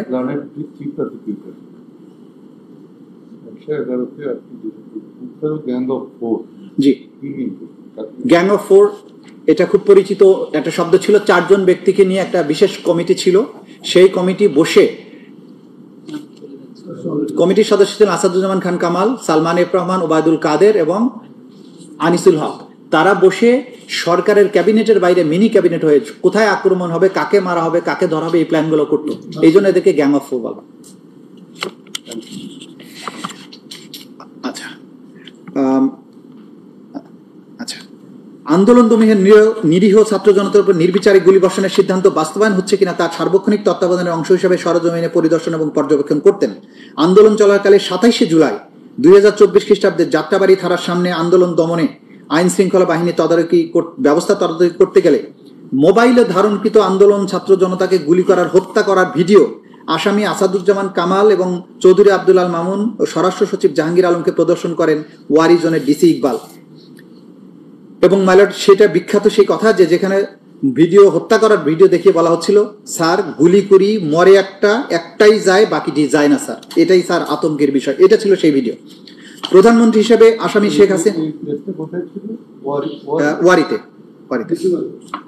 প্রধানমন্ত্রী হিসেবে আসামি শেখ হাসিনা, স্বরাষ্ট্রমন্ত্রী হিসেবে আসাদুজ্জামান খান কামাল এবং আইজিপি হিসেবে চৌধুরী আব্দুল মামুন ঊর্ধ্বতন অবস্থানে থেকে যৌথ নির্দেশনায় জয়েন্ট ক্রিমিনাল এন্টারপ্রাইজ এবং কমান্ড রেসপন্সিবিলিটির মাধ্যমে তাদের অধীনস্থ নিয়ন্ত্রণাধীন সশস্ত্র আওয়ামী ক্যাডার আইন শৃঙ্খলা বাহিনীর সদস্যদের মাধ্যমে দেশব্যাপী প্রাণঘাতী অস্ত্র ব্যবহার করে নিরস্ত্র ছাত্র জনতার উপর গুলি চালিয়ে 1.5 সহস্রাধিক মানুষকে নৃশংসভাবে হত্যা করে। তদন্তপ্রাপ্ত ঘটনা এবং প্রমাণাদির আলোকে ইন্টারন্যাশনাল ক্রাইমস ট্রাইব্যুনালস অ্যাক্ট 1973-এর 3-2 ধারার অধীনে সংঘটিত অপরাধসমূহ আসামি শেখ হাসিনা, আসাদুজ্জামান কামাল, আসামি চৌধুরী আব্দুল মামুনের বিরুদ্ধে উল্লেখিত আইনের 4-2, 4-3 ধারায় ঊর্ধ্বতন অবস্থান এবং আইনগত দায় সুস্পষ্টভাবে প্রতীয়মান হয়। তদন্তে গৃহীত ব্যবস্থা মেলাটা আমি স্কেপ করে যাচ্ছি, এখানে লম্বা ব্যবস্থা আমরা কখন কি কি করেছি সেগুলো বলেছি। আমি চলে আসছি পেজ 114-তে। আসামিদের কর্তৃক সংগঠিত সুনির্দিষ্ট মানবতা বিরোধী অপরাধ সমূহ, পেজ 114। তদন্তকালে আসামি শেখ হাসিনা, আসামি আসাদুজ্জামান খান কামাল, আসামি চৌধুরী আব্দুল মামুনের বিরুদ্ধে আরও অন্যান্য অভিযোগ ছাড়াও নিম্নলিখিত সুনির্দিষ্ট মানবতা বিরোধী অপরাধ সংগঠনের প্রাথমিক সত্যতা পাওয়া গেছে। সুনির্দিষ্ট অপরাধ 1, 14 জুলাই 2024 খ্রিস্টাব্দে গণভবনে আয়োজিত সংবাদ সম্মেলনে আসামি শেখ হাসিনার উস্কানিমূলক বক্তব্য প্রদান। এর প্রেক্ষিতে আসাদুজ্জামান খান কামাল, আসামি চৌধুরী আব্দুল মামুন সহ তৎকালীন সরকারের অন্যান্য ঊর্ধ্বতন কর্তৃপক্ষের প্ররোচনা, সহায়তা, সম্পৃক্ততায় তাদের অধীনস্থ নিয়ন্ত্রণাধীন আইন শৃঙ্খলা বাহিনীর সদস্য সশস্ত্র আওয়ামী সন্ত্রাসী কর্তৃক ব্যাপক মাত্রায় এবং পদ্ধতিগতভাবে নিরীহ নিরস্ত্র ছাত্র জনতার উপর আক্রমণের অংশ হিসেবে murder, attempt to murder, torture, inhuman acts করার অপরাধ সমূহ সংগঠনের প্ররোচনা, অ্যাবেটমেন্ট, উস্কানি, সহায়তা, সম্পৃক্ততা, অপরাধ সংগঠন প্রতিরোধে ব্যর্থতা, অপরাধ সংগঠনের জন্য দায়ী ব্যক্তিদের শাস্তি প্রদান না করা, ফেইলিয়ার টু পানিশ, এবং ষড়যন্ত্র করার অপরাধ যা আসামিদের জ্ঞাতসারে সংগঠিত। ঘটনাস্থল 1, গণভবন এবং সমগ্র বাংলাদেশ। ঘটনার তারিখ এবং সময় 14 জুলাই 2024 খ্রিস্টাব্দ থেকে 5 আগস্ট 2024। অপরাধের ধরন হত্যা, মার্ডার, হত্যার চেষ্টা, অ্যাটেম্পট টু মার্ডার, নির্যাতন, টর্চার, অন্যান্য অমানবিক আচরণ, ইনহিউম্যান অ্যাক্টস করার অপরাধসমূহ সংগঠনের প্ররোচনা, অ্যাবেটমেন্ট, উস্কানি, ইনসাইটমেন্ট, সহায়তা, ফ্যাসিলিটেট, সম্পৃক্ততা, কমপ্লিসিটি, অপরাধ সংগঠন এবং প্রতিরোধে ব্যর্থতা, ফেইলিউর টু প্রিভেন্ট, ষড়যন্ত্র, কনস্পিরেসি মাধ্যমে the international Crimes tribunals act 1973 এর 32AGH 414243 ধারার মানবতা বিরোধী অপরাধ সংগঠন, যা এই আইনের 20-2 এবং 20A ধারায় শাস্তিযোগ্য। আসামিদের নাম শেখ হাসিনা, আসাদুজ্জামান খান কামাল, চৌধুরী আব্দুল আল মামুন। অভিযোগের বিবরণ: 2024 সালে সরকারি চাকরিতে কোটা প্রথার যৌক্তিক সংস্কারের দাবিতে আন্দোলন চলাকালে 14 জুলাই 2024 তারিখ গণভবনে তৎকালীন প্রধানমন্ত্রী, আওয়ামী লীগ সভাপতি, 14 দলীয় জোট প্রধান আসামি শেখ হাসিনা সংবাদ সম্মেলনের আয়োজন করেন। উক্ত সংবাদ সম্মেলনে তিনি শিক্ষার্থীদের যৌক্তিক কোটা সংস্কার দাবি প্রসঙ্গে অবজ্ঞাসূচক এবং হিংসাত্মক বক্তব্য প্রদান করেন। বিশেষত আন্দোলন দমনের উদ্দেশ্যে তিনি সাধারণ শিক্ষার্থীদের রাজাকারের বাচ্চা, রাজাকারের নাতিপুতি বলে গালি দেওয়ার মাধ্যমে প্রকারান্তরে নিরীহ নিরস্ত্র আন্দোলনকারী ছাত্র জনতাকে রাজাকার হিসাবে আখ্যায়িত করে তাদের নির্মূলের প্ররোচনা দেন। শেখ হাসিনার উপরোক্ত উস্কানিমূলক ও হিংসাত্মক বক্তব্যের প্রেক্ষিতে ছাত্রলীগের সশস্ত্র সন্ত্রাসীরা ঢাকা বিশ্ববিদ্যালয় এলাকায় শান্তিপূর্ণ আন্দোলনকারীদের শিক্ষার্থীদের উপর হামলা চালায়। সেই সময় আসামি আসাদুজ্জামান খান কামাল, চৌধুরী আব্দুল আল মামুনের অধীনস্থ নিয়ন্ত্রণাধীন আইন শৃঙ্খলা রক্ষাকারী বাহিনীর সশস্ত্র ছাত্রলীগের সন্ত্রাসীদের বিরুদ্ধে কোনো ব্যবস্থা গ্রহণ না করে তাদেরকে উপরোক্ত অপরাধ সংগঠনে সহায়তা করে। পরবর্তীতে আওয়ামী লীগের সাধারণ সম্পাদক ওবায়দুল কাদের সহ তৎকালীন সরকারের বিভিন্ন মন্ত্রী, এমপি ও আওয়ামী লীগ 14 দলীয় জোটের বিভিন্ন পর্যায়ের নেতৃবৃন্দ শেখ হাসিনার উপরোক্ত উস্কানিমূলক বক্তব্যে উদ্বুদ্ধ হয়ে সশস্ত্র সন্ত্রাসীদের মাধ্যমে সারা দেশে শান্তিপূর্ণ আন্দোলনকারী ছাত্র জনতার উপর হামলা চালায়। শেখ হাসিনার উপরোক্ত উস্কানিমূলক বক্তব্যের প্রেক্ষিতে তৎকালীন সরকারের স্বরাষ্ট্রমন্ত্রী আসাদুজ্জামান খান কামাল, তৎকালীন আইজিপি চৌধুরী আব্দুল আল মামুন তাদের অধীনস্থ আইন শৃঙ্খলা বাহিনীর সদস্যদের নিরীহ নিরস্ত্র আন্দোলনকারীদের উপর সশস্ত্র আক্রমণ চালানোর নির্দেশনা প্রদান করেন। এই সকল সশস্ত্র আক্রমণের ধারাবাহিকতায় 5ই আগস্ট 2024 পর্যন্ত সারা দেশে 1.5 সহস্রাধিক মানুষকে হত্যা করা হয়, 25 সহস্রাধিক মানুষকে গুরুতর জখম করা হয়। এই আক্রমণে অনেকে স্থায়ীভাবে অঙ্গহানি এবং অন্ধত্ব বরণ করা সহ চিরতরে পঙ্গু হয়ে যায়। আসামি শেখ হাসিনার উক্ত উস্কানিমূলক বক্তব্য উদ্বুদ্ধ হয়ে আসামি আসাদুজ্জামান খান কামাল, চৌধুরী আব্দুল আল মামুনের সুযোগ করে দেওয়ার মতে তাদের অধীনস্থ নিয়ন্ত্রণাধীন আওয়ামী লীগ ও 14 দলীয় দলের সশস্ত্র ক্যাডার বাহিনী, আইন শৃঙ্খলা বাহিনী বিভিন্ন হাসপাতালে গিয়ে আহতদের চিকিৎসা গ্রহণে, ডাক্তারদের চিকিৎসা প্রদানে বাধা প্রদান, নিহতদের সুরতহাল পোস্টমর্টেম করতে কিংবা রিপোর্টে মৃত্যুর সঠিক কারণ উল্লেখ করতে বাধা প্রদান করে, নিহতদের মৃত্যুর সনদে সঠিক কারণ লিখতে প্রতিবন্ধকতা সৃষ্টি করে, ভিন্ন কারণ লিখতে বাধ্য করে, নিহতদের জানাজা এবং কবরস্থ করতে বাধা দেয়, নিহতদের স্বজনের কাছে মৃতদেহ হস্তান্তর না করে বেওয়ারিশ লাশ হিসাবে গণকবরে দাফন করা, লাশ গুম করার উদ্দেশ্যে আগুন দিয়ে পুড়িয়ে দেওয়ার মাধ্যমে অমানবিক আচরণ বা আদার ইনহিউম্যান অ্যাক্টস করার অপরাধ সমূহ সংগঠন করে। মানে আদার ইনহিউম্যান অ্যাক্টস বলছে যে এই লাশ পুড়িয়ে দেওয়া, জানাজা করতে না দেয়া, দাফন করতে না দেয়া, এগুলো আদার ইনহিউম্যান অ্যাক্টস যেগুলো আন্তর্জাতিক আইনে সংজ্ঞায়িত, রোম স্ট্যাটিউটে সংজ্ঞায়িত, সেগুলো তারা সংগঠন করেছে। না, কোনো নেক্সাসের প্রবলেম নাই, এটা অ্যাবসলিউটলি নেক্সাস আছে এবং এই নির্দেশগুলো আমরা প্রমাণ করি। এগুলো তো সাক্ষাতে যাবো, আমরা চার্জ যেটা নিয়ে আসছি সেটা একটু দেখেন শুধু। বাংলাদেশের তৎকালীন প্রধানমন্ত্রী তথা নির্বাহী বিভাগের সর্বোচ্চ স্থান থেকে রাজনৈতিকভাবে বাংলাদেশ আওয়ামী লীগ এবং তার অঙ্গ সংগঠনসমূহের দলীয় প্রধান এবং 14 দলীয় জোটের প্রধান হিসাবে সুপিরিয়র স্ট্যাটাস থেকে আসামি শেখ হাসিনার উক্ত উস্কানিমূলক বক্তব্য, ষড়যন্ত্রমূলক পরিকল্পনা ও নির্দেশনায় তার অধীনস্থ ও নিয়ন্ত্রণাধীন রাজনৈতিক ক্যাডার বাহিনী, তৎকালীন স্বরাষ্ট্রমন্ত্রী আসাদুজ্জামান খান কামাল, কোর কমিটি এবং গ্যাং অফ 4 এর সদস্য, পুলিশ প্রধান তৎকালীন আইজিপি চৌধুরী আব্দুল আল মামুন তাদের অধীনস্থ নিয়ন্ত্রণাধীন আইন শৃঙ্খলা রক্ষাকারী বাহিনীর মাধ্যমে ঢাকা শহর থেকে শুরু হয়ে ব্যাপক মাত্রায় ওয়াইড স্প্রেড এবং পদ্ধতিগতভাবে সিস্টেম্যাটিক সমগ্র দেশব্যাপী আন্দোলনরত নিরীহ নিরস্ত্র ছাত্র জনতার উপর হত্যার চেষ্টা, নির্যাতন এবং অমানবিক আচরণ সহ মানবতা বিরোধী অপরাধ পরিচালিত হয়। উল্লেখিত আক্রমণ সহ অপরাধ আসামিদের জ্ঞাতসারে পরিচালিত হয়। এহেনে কাজের মাধ্যমে আসামিগণ হত্যার প্রচেষ্টা, নির্যাতন, অমানবিক আচরণ করার অপরাধ সমূহ সংগঠনের প্ররোচনা, সহায়তা, ফ্যাসিলিটেট, অপরাধ সংগঠনের প্রতিরোধে ব্যর্থতা, ষড়যন্ত্রের মাধ্যমে the international crimes tribunal act 1973 এর 3(a)(g)(h) 4(1)(2)(3) ধারার মানবতা বিরোধী অপরাধ সংগঠন করে, যা এই আইনের 20(2) এবং 20(a) ধারায় শাস্তিযোগ্য। সুনির্দিষ্ট অপরাধ 2, আসামি শেখ হাসিনা কর্তৃক ছাত্র জনতার উপর হেলিকপ্টার, ড্রোন এবং প্রাণঘাতী অস্ত্র বা লিথাল ওয়েপন ব্যবহারের মাধ্যমে আন্দোলনকারীদের হত্যা ও নির্মূলের নির্দেশ তৎকালীন স্বরাষ্ট্রমন্ত্রী আসাদুজ্জামান খান কামাল, তৎকালীন আইজিপি চৌধুরী আব্দুল আল মামুন কর্তৃক আসামি শেখ হাসিনার উক্ত নির্দেশ বাস্তবায়ন তাদের নিয়ন্ত্রণাধীন এবং অধীনস্থ আইন শৃঙ্খলা বাহিনীর সদস্যদের নির্দেশনা দিয়ে কার্যকর করার মাধ্যমে অপরাধ সংগঠনের নির্দেশ, অর্ডার, সহায়তা, ফ্যাসিলিটেট, সম্পৃক্ততা, কমপ্লিসিটি এবং ষড়যন্ত্র, কনস্পিরেসির মাধ্যমে মানবতা বিরোধী অপরাধ সংগঠন করেছে, যা তাদের জ্ঞাতসারে কার্যকর করা হয়েছে। ঘটনাস্থল গণভবন এবং ঢাকা বিশ্ববিদ্যালয় ভিসির বাসভবন এবং সমগ্র বাংলাদেশ। এটা তার অর্ডারের চার্জ। এটা অপরাধের ধরন murder, attempt to murder, confinement, torture, abduction, other inhuman act. এইগুলো করার জন্য তারা যা করেছেন সেগুলো হচ্ছে অর্ডার, ফ্যাসিলিটেট, কমপ্লিসিটি, কনস্পিরেসি, যেগুলো ইন্টারন্যাশনাল ক্রাইমস ট্রাইব্যুনাল অ্যাক্ট 1973 এর 32A GH 414243 ধারার মানবতা বিরোধী অপরাধ, যা একই আইনের 20 সাবসেকশন 220 সাবসেকশন A ধারায় শাস্তিযোগ্য। আসামিদের নাম শেখ হাসিনা, আসাদুজ্জামান খান কামাল, চৌধুরী আব্দুল আল মামুন। অভিযোগের বিবরণ: 2024 সালের 14 জুলাই রাতে তৎকালীন প্রধানমন্ত্রী, আওয়ামী লীগ সভাপতি, 14 দলীয় জোট প্রধান শেখ হাসিনা, ঢাকা বিশ্ববিদ্যালয়ের তৎকালীন ভাইস চ্যান্সেলর SM মাকসুদ কামালের মধ্যে অনুষ্ঠিত এক ফোন আলাপে দেখা যায় আসামি শেখ হাসিনা ক্ষমতার শীর্ষ থেকে রাষ্ট্রের প্রধান নির্বাহী পদে থেকে কোটা সংস্কারের দাবিতে দেশব্যাপী চলমান বৈষম্য বিরোধী ছাত্র শান্তিপূর্ণ শেখ হাসিনার আন্দোলনরত উস্কানিমূলক ও হিংসাত্মক পুনরায় রাজাকার বলে তাদের ফাঁসি দেওয়া, ঢাকা বিশ্ববিদ্যালয় এলাকায় গুলি করে শান্তিপূর্ণ আন্দোলনকারীদের শিক্ষার্থীদের উপর হামলা চালায়। সেই সময় টেলিফোনিক কনভারসেশন আসাদুজ্জামান খান কামাল, চৌধুরী আব্দুল আল রাকাইনস্থ নিয়ন্ত্রণাধীন শৃঙ্খলা রক্ষী আওয়ামী লীগ সভাপতি 2024 সালের 18 জুলাই বিশ্ববিদ্যালয়ের তৎকালীন প্রধানমন্ত্রী SM মাকসুদ কামালের মধ্যে অনুষ্ঠিত এক ফোন আলাপে দেখা যায় আসামি শেখ হাসিনা ক্ষমতার শীর্ষ থেকে রাষ্ট্রের প্রধান নির্বাহী সিটি কর্পোরেশনের তৎকালীন মেয়র দাবিতে দেশব্যাপী চলমান শেখ ফজলুল ইসলাম তাপসের মধ্যে অনুষ্ঠিত আরেক ফোন আলাপ থেকে দেখা যায় উস্কানিমূলক আসামি শেখ হাসিনা ক্ষমতার শীর্ষ থেকে তাদের ফাঁসি দেওয়া, ঢাকা বিশ্ববিদ্যালয়ের গুলি করে শান্তিপূর্ণ আন্দোলনকারীদের কোটা সংস্কারের দাবিতে দেশব্যাপী চলমান আসামি শীর্ষ থেকে রাষ্ট্রের প্রধান নির্বাহী সিটি কর্পোরেশনের তৎকালীন মেয়র দাবিতে শেখ ফজলুল ইসলাম তাপসের আরেক ফোন আলাপ থেকে দেখা যায় উস্কানিমূলক আসামি শেখ হাসিনা তাদের ফাঁসি দেওয়া, ঢাকা বিশ্ববিদ্যালয়ের গুলি করে এছাড়াও তিনি ড্রোন ব্যবহার সংস্কারের দাবিতে আন্দোলনকারীদের অবস্থান করে ঢাকা তাদেরকে বেআইনি আটক করার নির্দেশনা শেখ ফজলুল ইসলাম আরেক ফোন আলাপ থেকে নির্দেশনা করে আসামি এছাড়াও তিনি ড্রোন ব্যবহার সংস্কারের দাবিতে আন্দোলনকারীদের অবস্থান করে ঢাকা তাদেরকে বেআইনি আটক করার নির্দেশনা শেখ ফজলুল ইসলাম আরেক ফোন আলাপ থেকে নির্দেশনা করে আসামি শেখ হাসিনা বাস্তবায়নে দেওয়া হবে।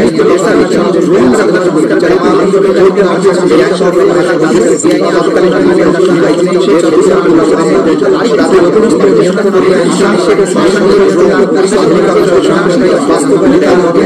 এছাড়াও তিনি ড্রোন ব্যবহার সংস্কারের দাবিতে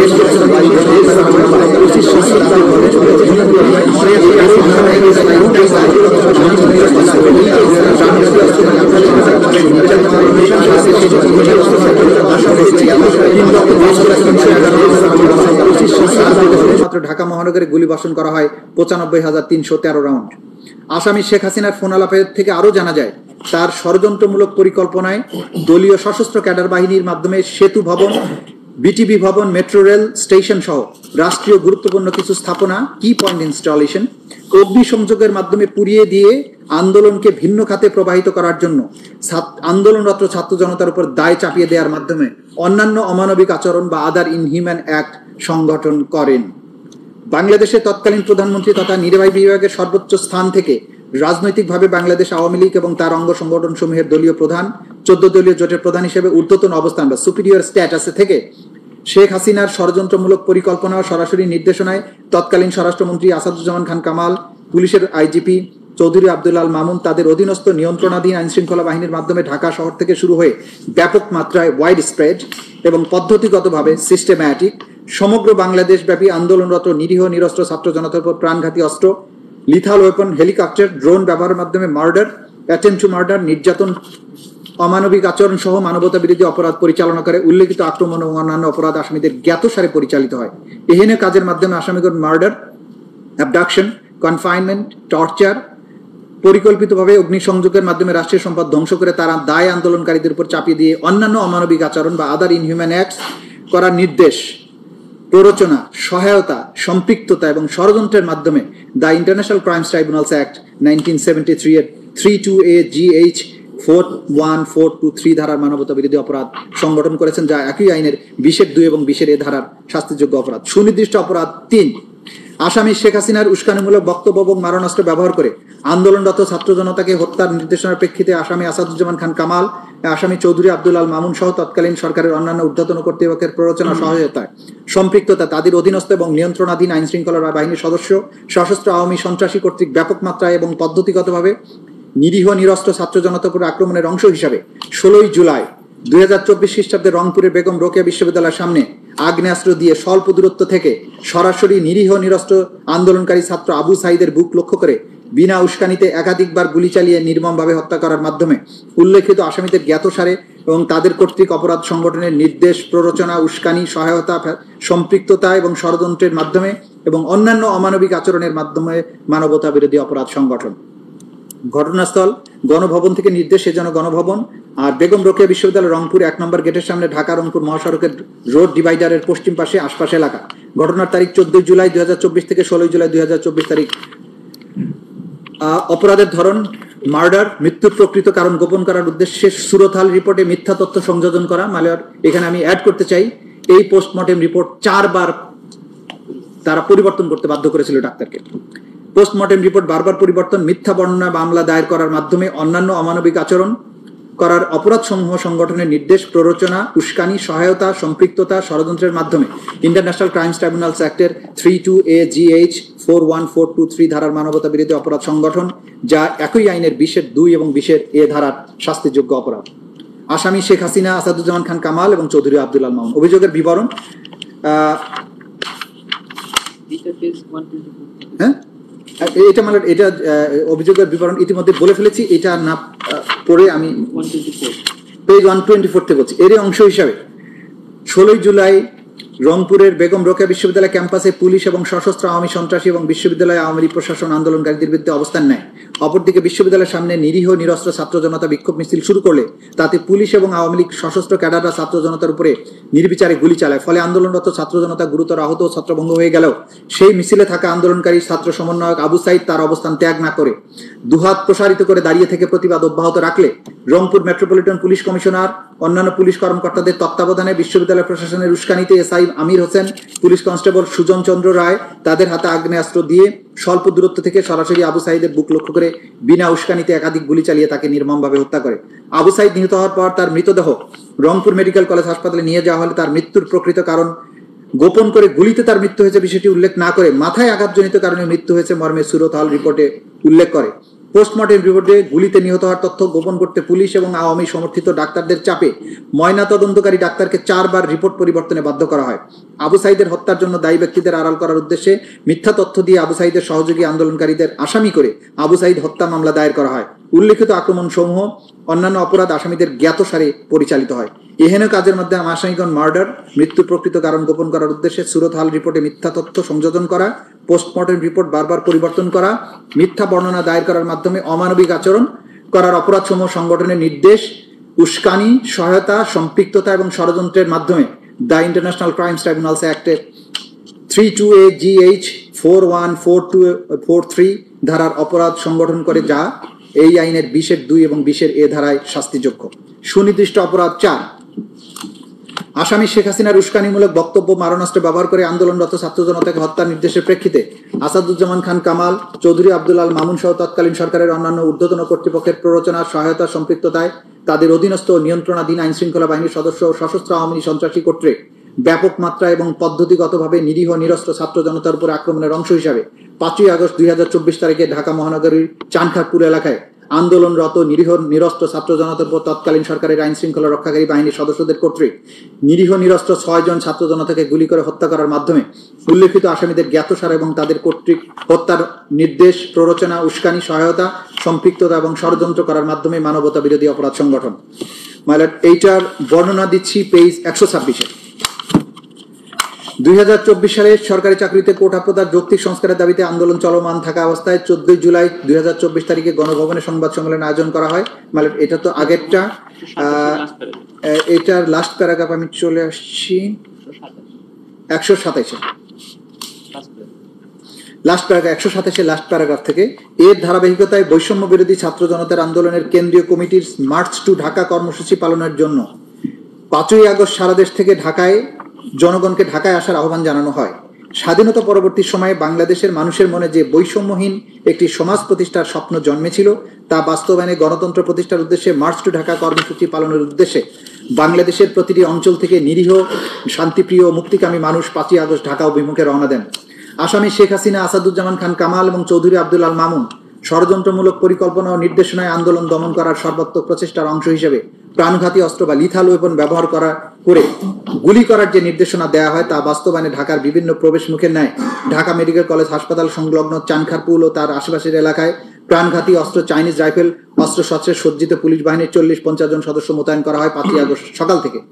আসামিদের উক্ত নির্দেশ বাস্তবায়নের জন্য ডিএমপির তৎকালীন কমিশনার হাবিবুর রহমানের ওয়্যারলেস নির্দেশনার আলোকে যুগ্ম পুলিশ কমিশনার সুদীপ কুমার চক্রবর্তীর প্রত্যক্ষ তদারকিতে ঘটনাস্থলে উপস্থিত অতিরিক্ত পুলিশ কমিশনার শাহ আলম মোহাম্মদ আক্তারুল ইসলামের সরাসরি তত্ত্বাবধানে তার অধীনস্থদের নির্দেশ প্রদান, সহযোগিতা, সুযোগ তৈরির মাধ্যমে সহকারী police commissioner Mohammad Imrul, police পরিদর্শক মোহাম্মদ আরশাদ হোসেনের নির্দেশে constable Sujan, constable Imaj, constable Nasirul Islam এর মাধ্যমে প্রাণঘাতী চাইনিজ রাইফেল দিয়ে সুনির্দিষ্টভাবে গুলি করে ঘটনাস্থলে শাহবাগ থানাধীন চানখারপুল ও সংলগ্ন বংশাল ও চকবাজার এলাকায় সকাল হতে দুপুর 2:30টার মধ্যে শহীদ শাহরিয়ার খান আনাস, শহীদ শেখ মাহাদি হাসান জুনাইদ ওরফে মুস্তাকিম, শহীদ মোহাম্মদ ইয়াকুব, শহীদ মোহাম্মদ রাকিব হাওলাদার, শহীদ মোহাম্মদ ইসমামুল হক, শহীদ মানিক মিয়া ওরফে শাহরিক সহ মোট 6 জনকে নৃশংসভাবে হত্যা করে। এহেন কাজের মাধ্যমে আসামিগণ মার্ডার করার নির্দেশ, অর্ডার, প্ররোচনা, অ্যাবেটমেন্ট, উস্কানি, ইনসাইটমেন্ট, সহায়তা, ফ্যাসিলিটেশন, সম্পৃক্ততা, কমপ্লিসিটি, ষড়যন্ত্র, কনস্পিরেসির মাধ্যমে the international Crimes tribunals act 1973 এর 328 GH 414243 ধারার মানবতা বিরোধী অপরাধ সংগঠন, যা একই আইনের 20(2) এবং 20(a) ধারায় শাস্তিযোগ্য। সুনির্দিষ্ট অপরাধ 5, আসামি শেখ হাসিনার উস্কানিমূলক বক্তব্য এবং মারণাস্ত্র ব্যবহার করে আন্দোলনরত ছাত্র জনতাকে হত্যা নির্দেশনার প্রেক্ষিতে আসামি আসাদুজ্জামান খান কামাল এবং আসামি চৌধুরী আব্দুল আল মামুন সহ তৎকালীন সরকারের অন্যান্য ঊর্ধ্বতন কর্তৃপক্ষের প্ররোচনা, সহায়তা এবং সম্পৃক্ততায় তাদের অধীনস্থ এবং নিয়ন্ত্রণাধীন আইন শৃঙ্খলা বাহিনীর সদস্য, সশস্ত্র আওয়ামী সন্ত্রাসী কর্তৃক ব্যাপক মাত্রায় পদ্ধতিগতভাবে নিরীহ নিরস্ত্র ছাত্র জনতার উপর আক্রমণের অংশ হিসেবে 5ই আগস্ট 2024 ঢাকার আশুলিয়া থানার সামনে এবং আশেপাশে এলাকায় আন্দোলনরত নিরীহ নিরস্ত্র ছাত্র জনতার উপর তৎকালীন সরকারের আইন শৃঙ্খলা রক্ষাকারী বাহিনীর সদস্যদের কর্তৃক নিরীহ নিরস্ত্র 6 জন ছাত্র জনতাকে গুলি করে তাদের মধ্যে 5 জনের মৃতদেহ এবং 1 জনকে জীবিত এবং গুরুতর অবস্থায় আগুন দিয়ে পুড়িয়ে দেওয়ার অপরাধ, যা আসামিদের জ্ঞাতসারে সংগঠিত হয়েছে। উক্তরূপ হত্যার নির্দেশ, প্ররোচনা, উস্কানি, সহায়তা, সম্পৃক্ততা, ষড়যন্ত্র এবং অন্যান্য অমানবিক আচরণ করার মাধ্যমে মানবতা বিরোধী অপরাধ সংগঠন। এইটার বর্ণনাটা আমরা দিয়েছি পেজ 131 লাস্ট প্যারাগ্রাফ। এর ধারাবাহিকতায় বৈষম্য বিরোধী ছাত্র জনতার আন্দোলনের কেন্দ্রীয় কর্মসূচির মার্চ টু ঢাকা কর্মসূচি পালনের জন্য 5ই আগস্ট সারা দেশ থেকে ঢাকায় আসার আহ্বান জানানো হয়। স্বাধীনতা পরবর্তী সময়ে বাংলাদেশের মানুষের জন্য মনে যে বৈষম্যহীন সমাজ প্রতিষ্ঠার স্বপ্ন জন্মেছিল তা বাস্তবায়নের উদ্দেশ্যে গণতন্ত্র প্রতিষ্ঠার উদ্দেশ্যে মার্চ টু ঢাকা কর্মসূচি পালনের উদ্দেশ্যে বাংলাদেশের প্রতিটি অঞ্চল থেকে নিরীহ শান্তিপ্রিয় মুক্তিকামী মানুষ 5ই আগস্ট ঢাকা অভিমুখে রওনা দেন। আসামি শেখ হাসিনা, আসাদুজ্জামান খান কামাল এবং চৌধুরী আব্দুল আল মামুনের ষড়যন্ত্রমূলক পরিকল্পনা ও নির্দেশনার আলোকে আন্দোলন দমন করার সর্বাত্মক প্রচেষ্টার অংশ হিসাবে প্রাণঘাতী অস্ত্র, লিথাল ওয়েপন মাধ্যমে গুলি করার যে নির্দেশনা দেয়া হয় তা বাস্তবায়নে স্থানীয় সংসদ সদস্য মোহাম্মদ সাইফুল ইসলাম, তৎকালীন ডিআইজি সৈয়দ নুরুল ইসলামের সরাসরি তত্ত্বাবধানে স্থানীয় পুলিশ ও আওয়ামী সশস্ত্র সন্ত্রাসীরা আশুলিয়া থানা এলাকায় জড়ো হওয়া ছাত্র জনতাকে বাধা প্রদান করে এবং গুলি করে হত্যা করতে থাকে। শেখ হাসিনার পতন এবং দেশ ত্যাগের পর মুক্তিকামী ছাত্র জনতা বিজয় উদযাপন করার জন্য রাজপথে নেমে আসলে আসামিদের পূর্বের নির্দেশের ধারাবাহিকতায় আশুলিয়া থানার আশেপাশে পুলিশ এবং আওয়ামী সশস্ত্র সন্ত্রাসীরা রাইফেল, শটগান, SMG সহ নানা ধরনের আগ্নেয়াস্ত্র সজ্জিত হয়ে বিজয় উল্লাসরত সাধারণ ছাত্র জনতাকে বেপরোয়া গুলি করে শহীদ সাজ্জাদ হোসেন সজল, শহীদ আসবুর, শহীদ চান্দিল মাহমুদ সুজয়, শহীদ বাইজিদ বোস্তামি, শহীদ আবুল হোসেন সহ মোট 5 জনকে হত্যা করে এবং 1 জনকে গুলি করে আহত করে। এরপর আনুমানিক বিকাল 4টা থেকে 5টার মধ্যে ওই সমস্ত পুলিশ এবং আওয়ামী সন্ত্রাসীরা শহীদ হওয়া 5 জন যথাক্রমে শহীদ সাজ্জাদ হোসেন সজল, শহীদ আসবুর, শহীদ তানজিল মাহমুদ সুজয়, শহীদ বাইজিদ বোস্তামি, শহীদ আবুল হোসেন সহ মোট 5 জনের মৃতদেহ এবং 1 জনকে জীবিত ও গুরুতর আহত অবস্থায় একটি প্যাডেল ভ্যানে হাত পা ধরে নিক্ষেপ করে একত্রিত করে। তারপর প্যাডেল ভ্যান থেকে 5 জনের মৃতদেহ এবং একজনকে জীবিত ও গুরুতর আহত অবস্থায় আরেকটি পুলিশের পিকআপ ভ্যানে উঠিয়ে উক্ত মৃত এবং জীবিত দেহগুলোকে পেট্রোল ঢেলে আগুন ধরিয়ে দেয়। গুরুতর আহত ব্যক্তিকে হাত পা নাড়াতে দেখলেও নিষ্ঠুর এবং বর্বর পুলিশ তাকে উদ্ধার না করে বা চিকিৎসার ব্যবস্থা না করে আরো জ্বালানি কাঠ আগুনে নিক্ষেপ করে 6 জনকেই পুড়িয়ে অঙ্গারে পরিণত করে, যা আসামিদের জ্ঞাতসারে পরিচালিত হয়েছে বলে সহজে অনুমান করা যায়। এহেন কাজের মাধ্যমে আসামিগণ মার্ডার, টর্চার, মৃত ও জীবিত মানুষকে আগুন লাগিয়ে পুড়িয়ে অমানবিক আচরণ করার অপরাধসমূহ সংগঠনের নির্দেশ, প্ররোচনা, উস্কানি, সহায়তা, সম্পৃক্ততা এবং ষড়যন্ত্রের মাধ্যমে the International Crimes tribunals act 1973 32AGH 414243 ধারার মানবতা বিরোধী অপরাধ সংগঠন, যা একই আইনের 20(2) এবং 20(a) ধারার অপরাধ ধারায় শাস্তিযোগ্য।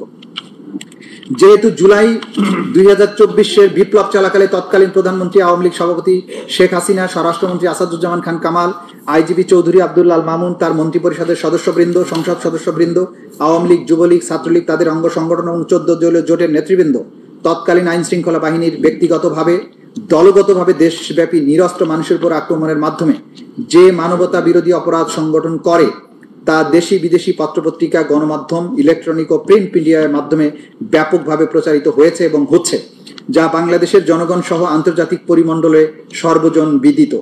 তদুপরি উক্ত অপরাধসমূহ জাতিসংঘ সহ বিভিন্ন আন্তর্জাতিক সংস্থা কর্তৃক অনুসন্ধানে প্রমাণিত।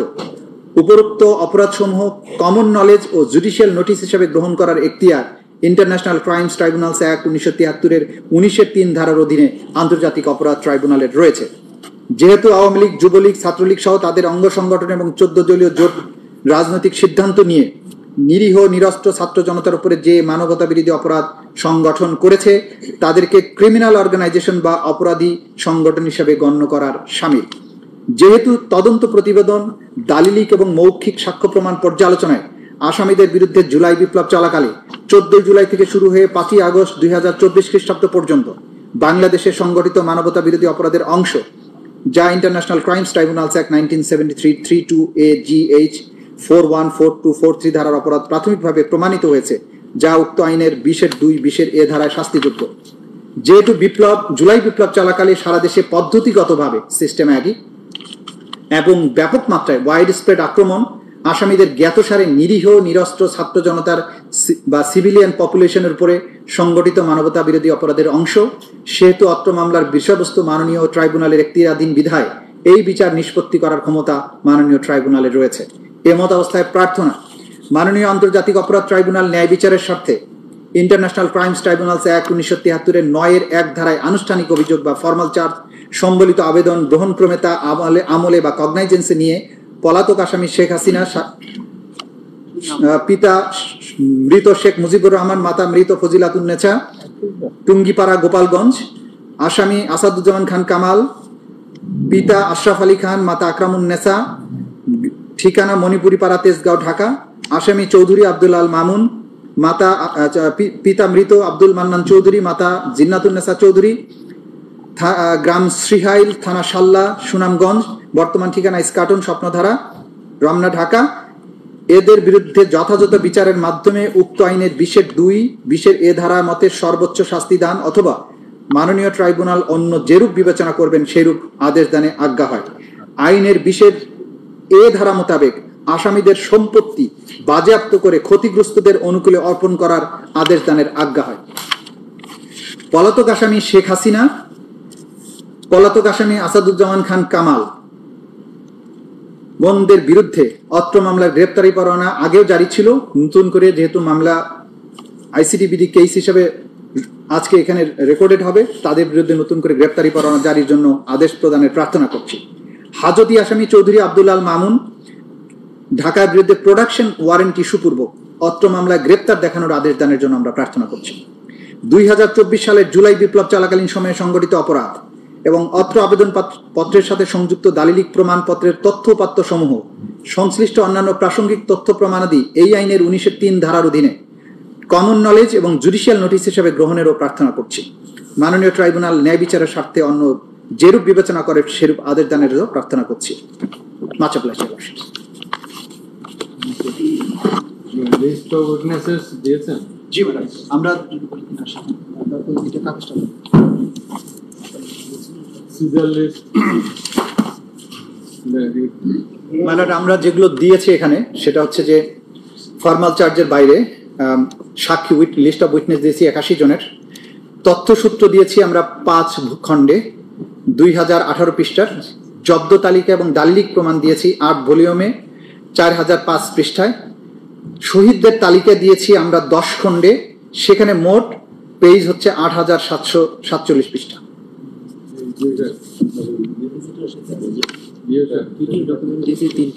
সামারিটা এটা এটা মানে আমি লিখে টাইপ করে দিচ্ছি।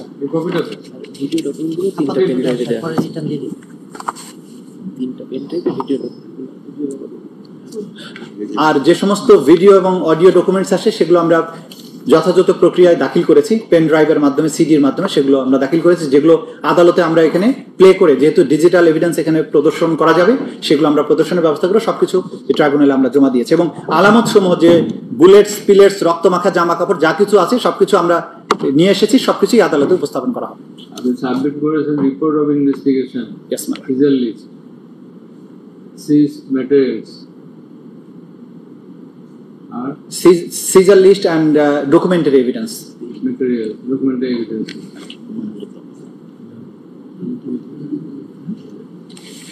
Much obliged. Thank you. Delighted Chief Prosecutor submitted formal charge against the accused, namely Sheikh Hasina, former Prime Minister of Bangladesh, accused Asaduzzaman Khan Kamal, former Home Advisor, Home Minister, and accused Abdullah Mamun, former Inspector General of Police. Amongst the accused, all the accused, none of the accused are present in the tribunal, since today is not fixed for their appearance.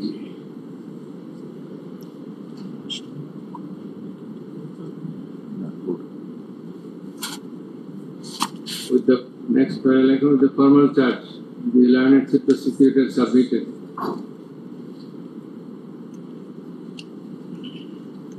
the report of investigation, seized materials and documents, inclusive of the seizure list, Not subject to dispute. Statement of witness. and the statement of witnesses.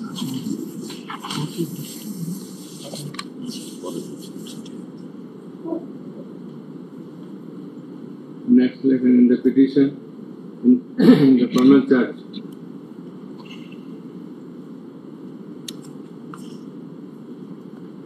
the prosecution narrated in details the historical backgrounds lying behind the July-August movement 2024, and also beyond that, he reminisced the war of 1971 and also some other historical occurrences committed thereafter. It has also been narrated therein how Shapla Chattor occurrence did take place, the Vidya Dasaka did take place, Pilkhana Massacre.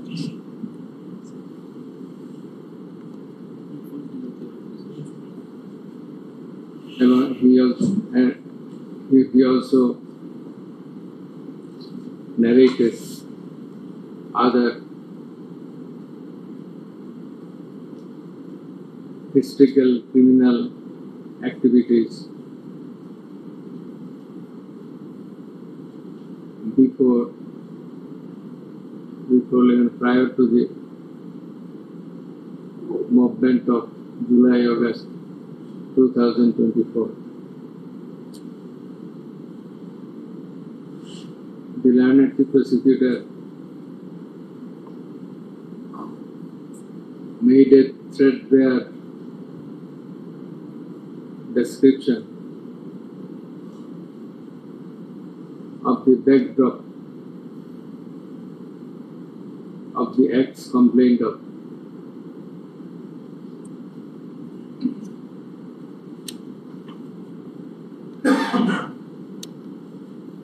He gave a pen picture in the formal charge as to how the occurrences as a list did take place on different dates at different places under the superior commandment of the Supreme Authority of Bangladesh, that is the Prime Minister, as well as the Home Minister and the Inspector General of Police.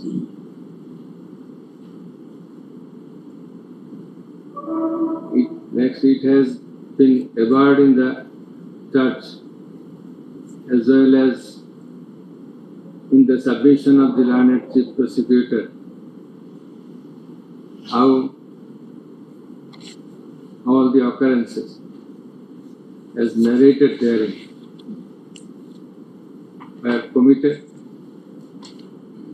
at the instance of the superior authorities of the country.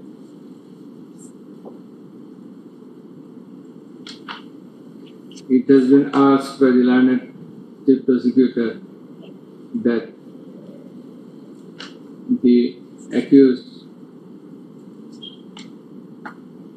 committed offences by participation by their superior commandment, instigation, incitement, abatement,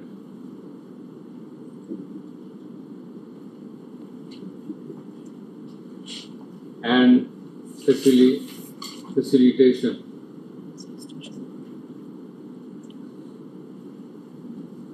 In the formal charge, he brought a number of 5 charges. 5 or 6? Five. Number 5 charges. Categorically narrating how the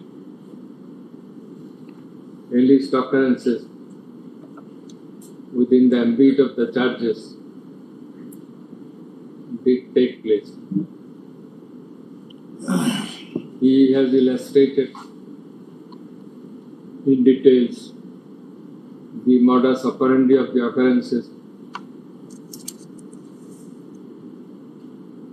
and specified how the Supreme Commanders, that is the accused number 1, Sheikh Hasina, number 2, Asaduzzaman and Kamal, and number 3, Abdullah Al-Mamun.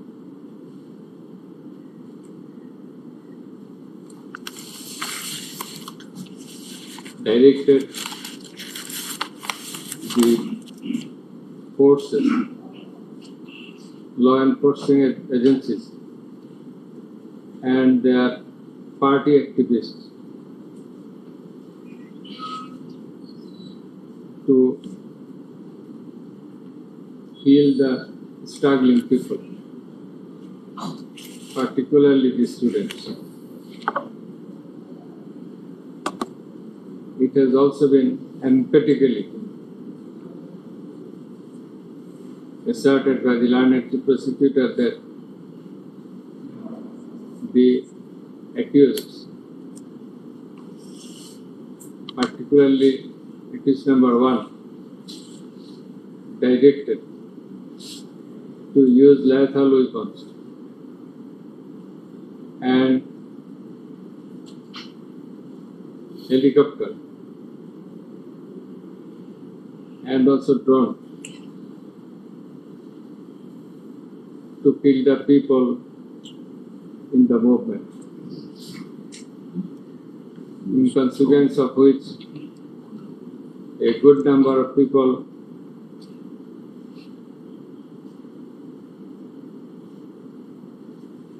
were killed and a large number of people have been seriously injured. সংখ্যা আছে নাকি আপনার? আমরা বলেছি 1400 শহীদ নিহত এবং আহত হয়েছে 25,000. নাম্বারটা পরে লিখে দিন। মানে in support of the numbers we have submitted the documents as well.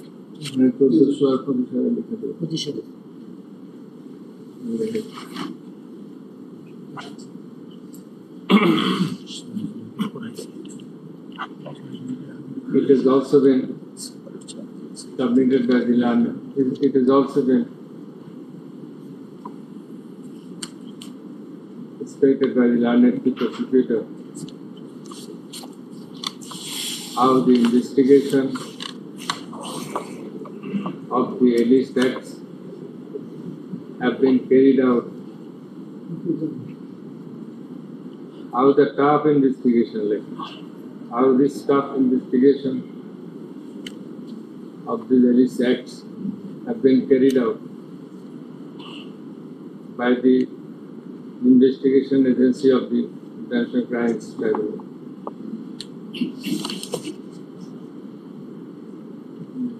In conclusion, it has been asked by the learned prosecutor that the acts narrated in the formal charge,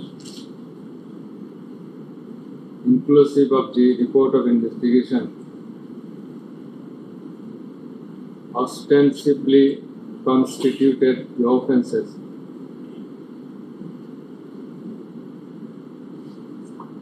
under section 32A, 32A, 32G, 32H, 41, 42, 43 of the International Crimes Tribunal in 1973. It has ardently been submitted by the learned prosecutor, Pranam Divan Mr. Tajul Islam, for doing the needful in accordance with the provisions of law, for bringing the accused under legal action by under legal action. Next parallel transpires that accused, amongst the accused,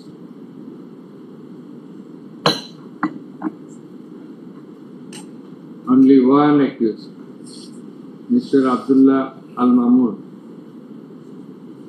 has been arrested and is kept in custody. The remaining others, Sheikh Hasina and Asaduddin Al-Faruq, Asaduddin Khan Kamal, are yet to be arrested.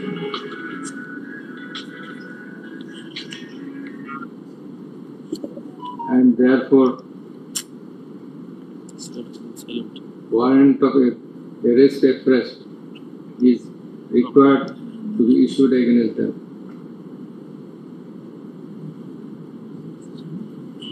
Next, on going through the charge, the report of investigation, and the other incidental documents and materials, that is evidences submitted therewith, and also in consideration of the submissions of the learned chief prosecutor and other learned prosecutors, and also taking all the attending facts and circumstances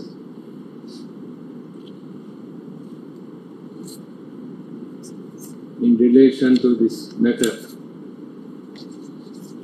would you hold that if an offensive case has been established against the accused,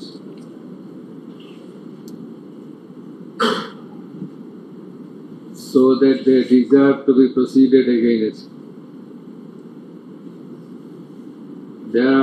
whereupon we do hereby take cognizance of the offences under section 3 to A, comma, which sections were there? A, G, H, 41, 42, 43 of the International Crimes Tribunal Act 1973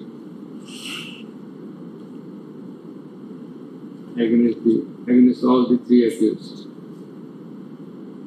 Full stop. Number 4. And that the case be registered and numbered as ICTBD case. Next second. That warrant of arrest be issued afresh against accused Sheikh Hasina and Asaduজ্জামান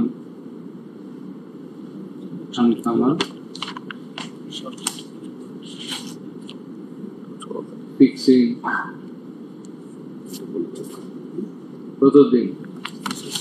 The regular date is fixed on 16th of June. That is after the Eid vacation. So 16th July.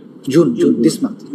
Fixing 16/6/2025 for execution report, for appearance of the accused, absconding accused, and also for protection of the accused in custody. Yes. Next, let a copy of this order. Let the warrant of arrest, inclusive of a copy of this order, be transmitted to the Inspector General of Police for doing the needful for causing arrest of the accused, absconding accused, for causing arrest of the absconding accused at his end. Next, the registrar will do the needful. Much obliged, Your Worship. Assembly appeal Nothing more. order for application to the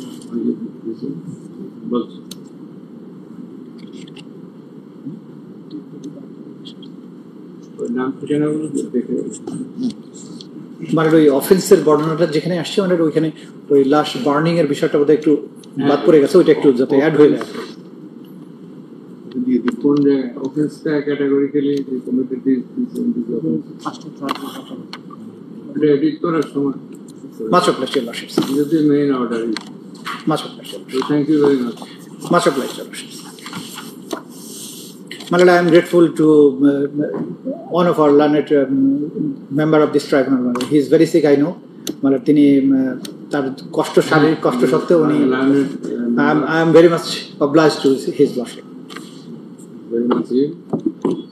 He Thank you very much. took the risk of coming and attending. Much appreciated. Thank you very much.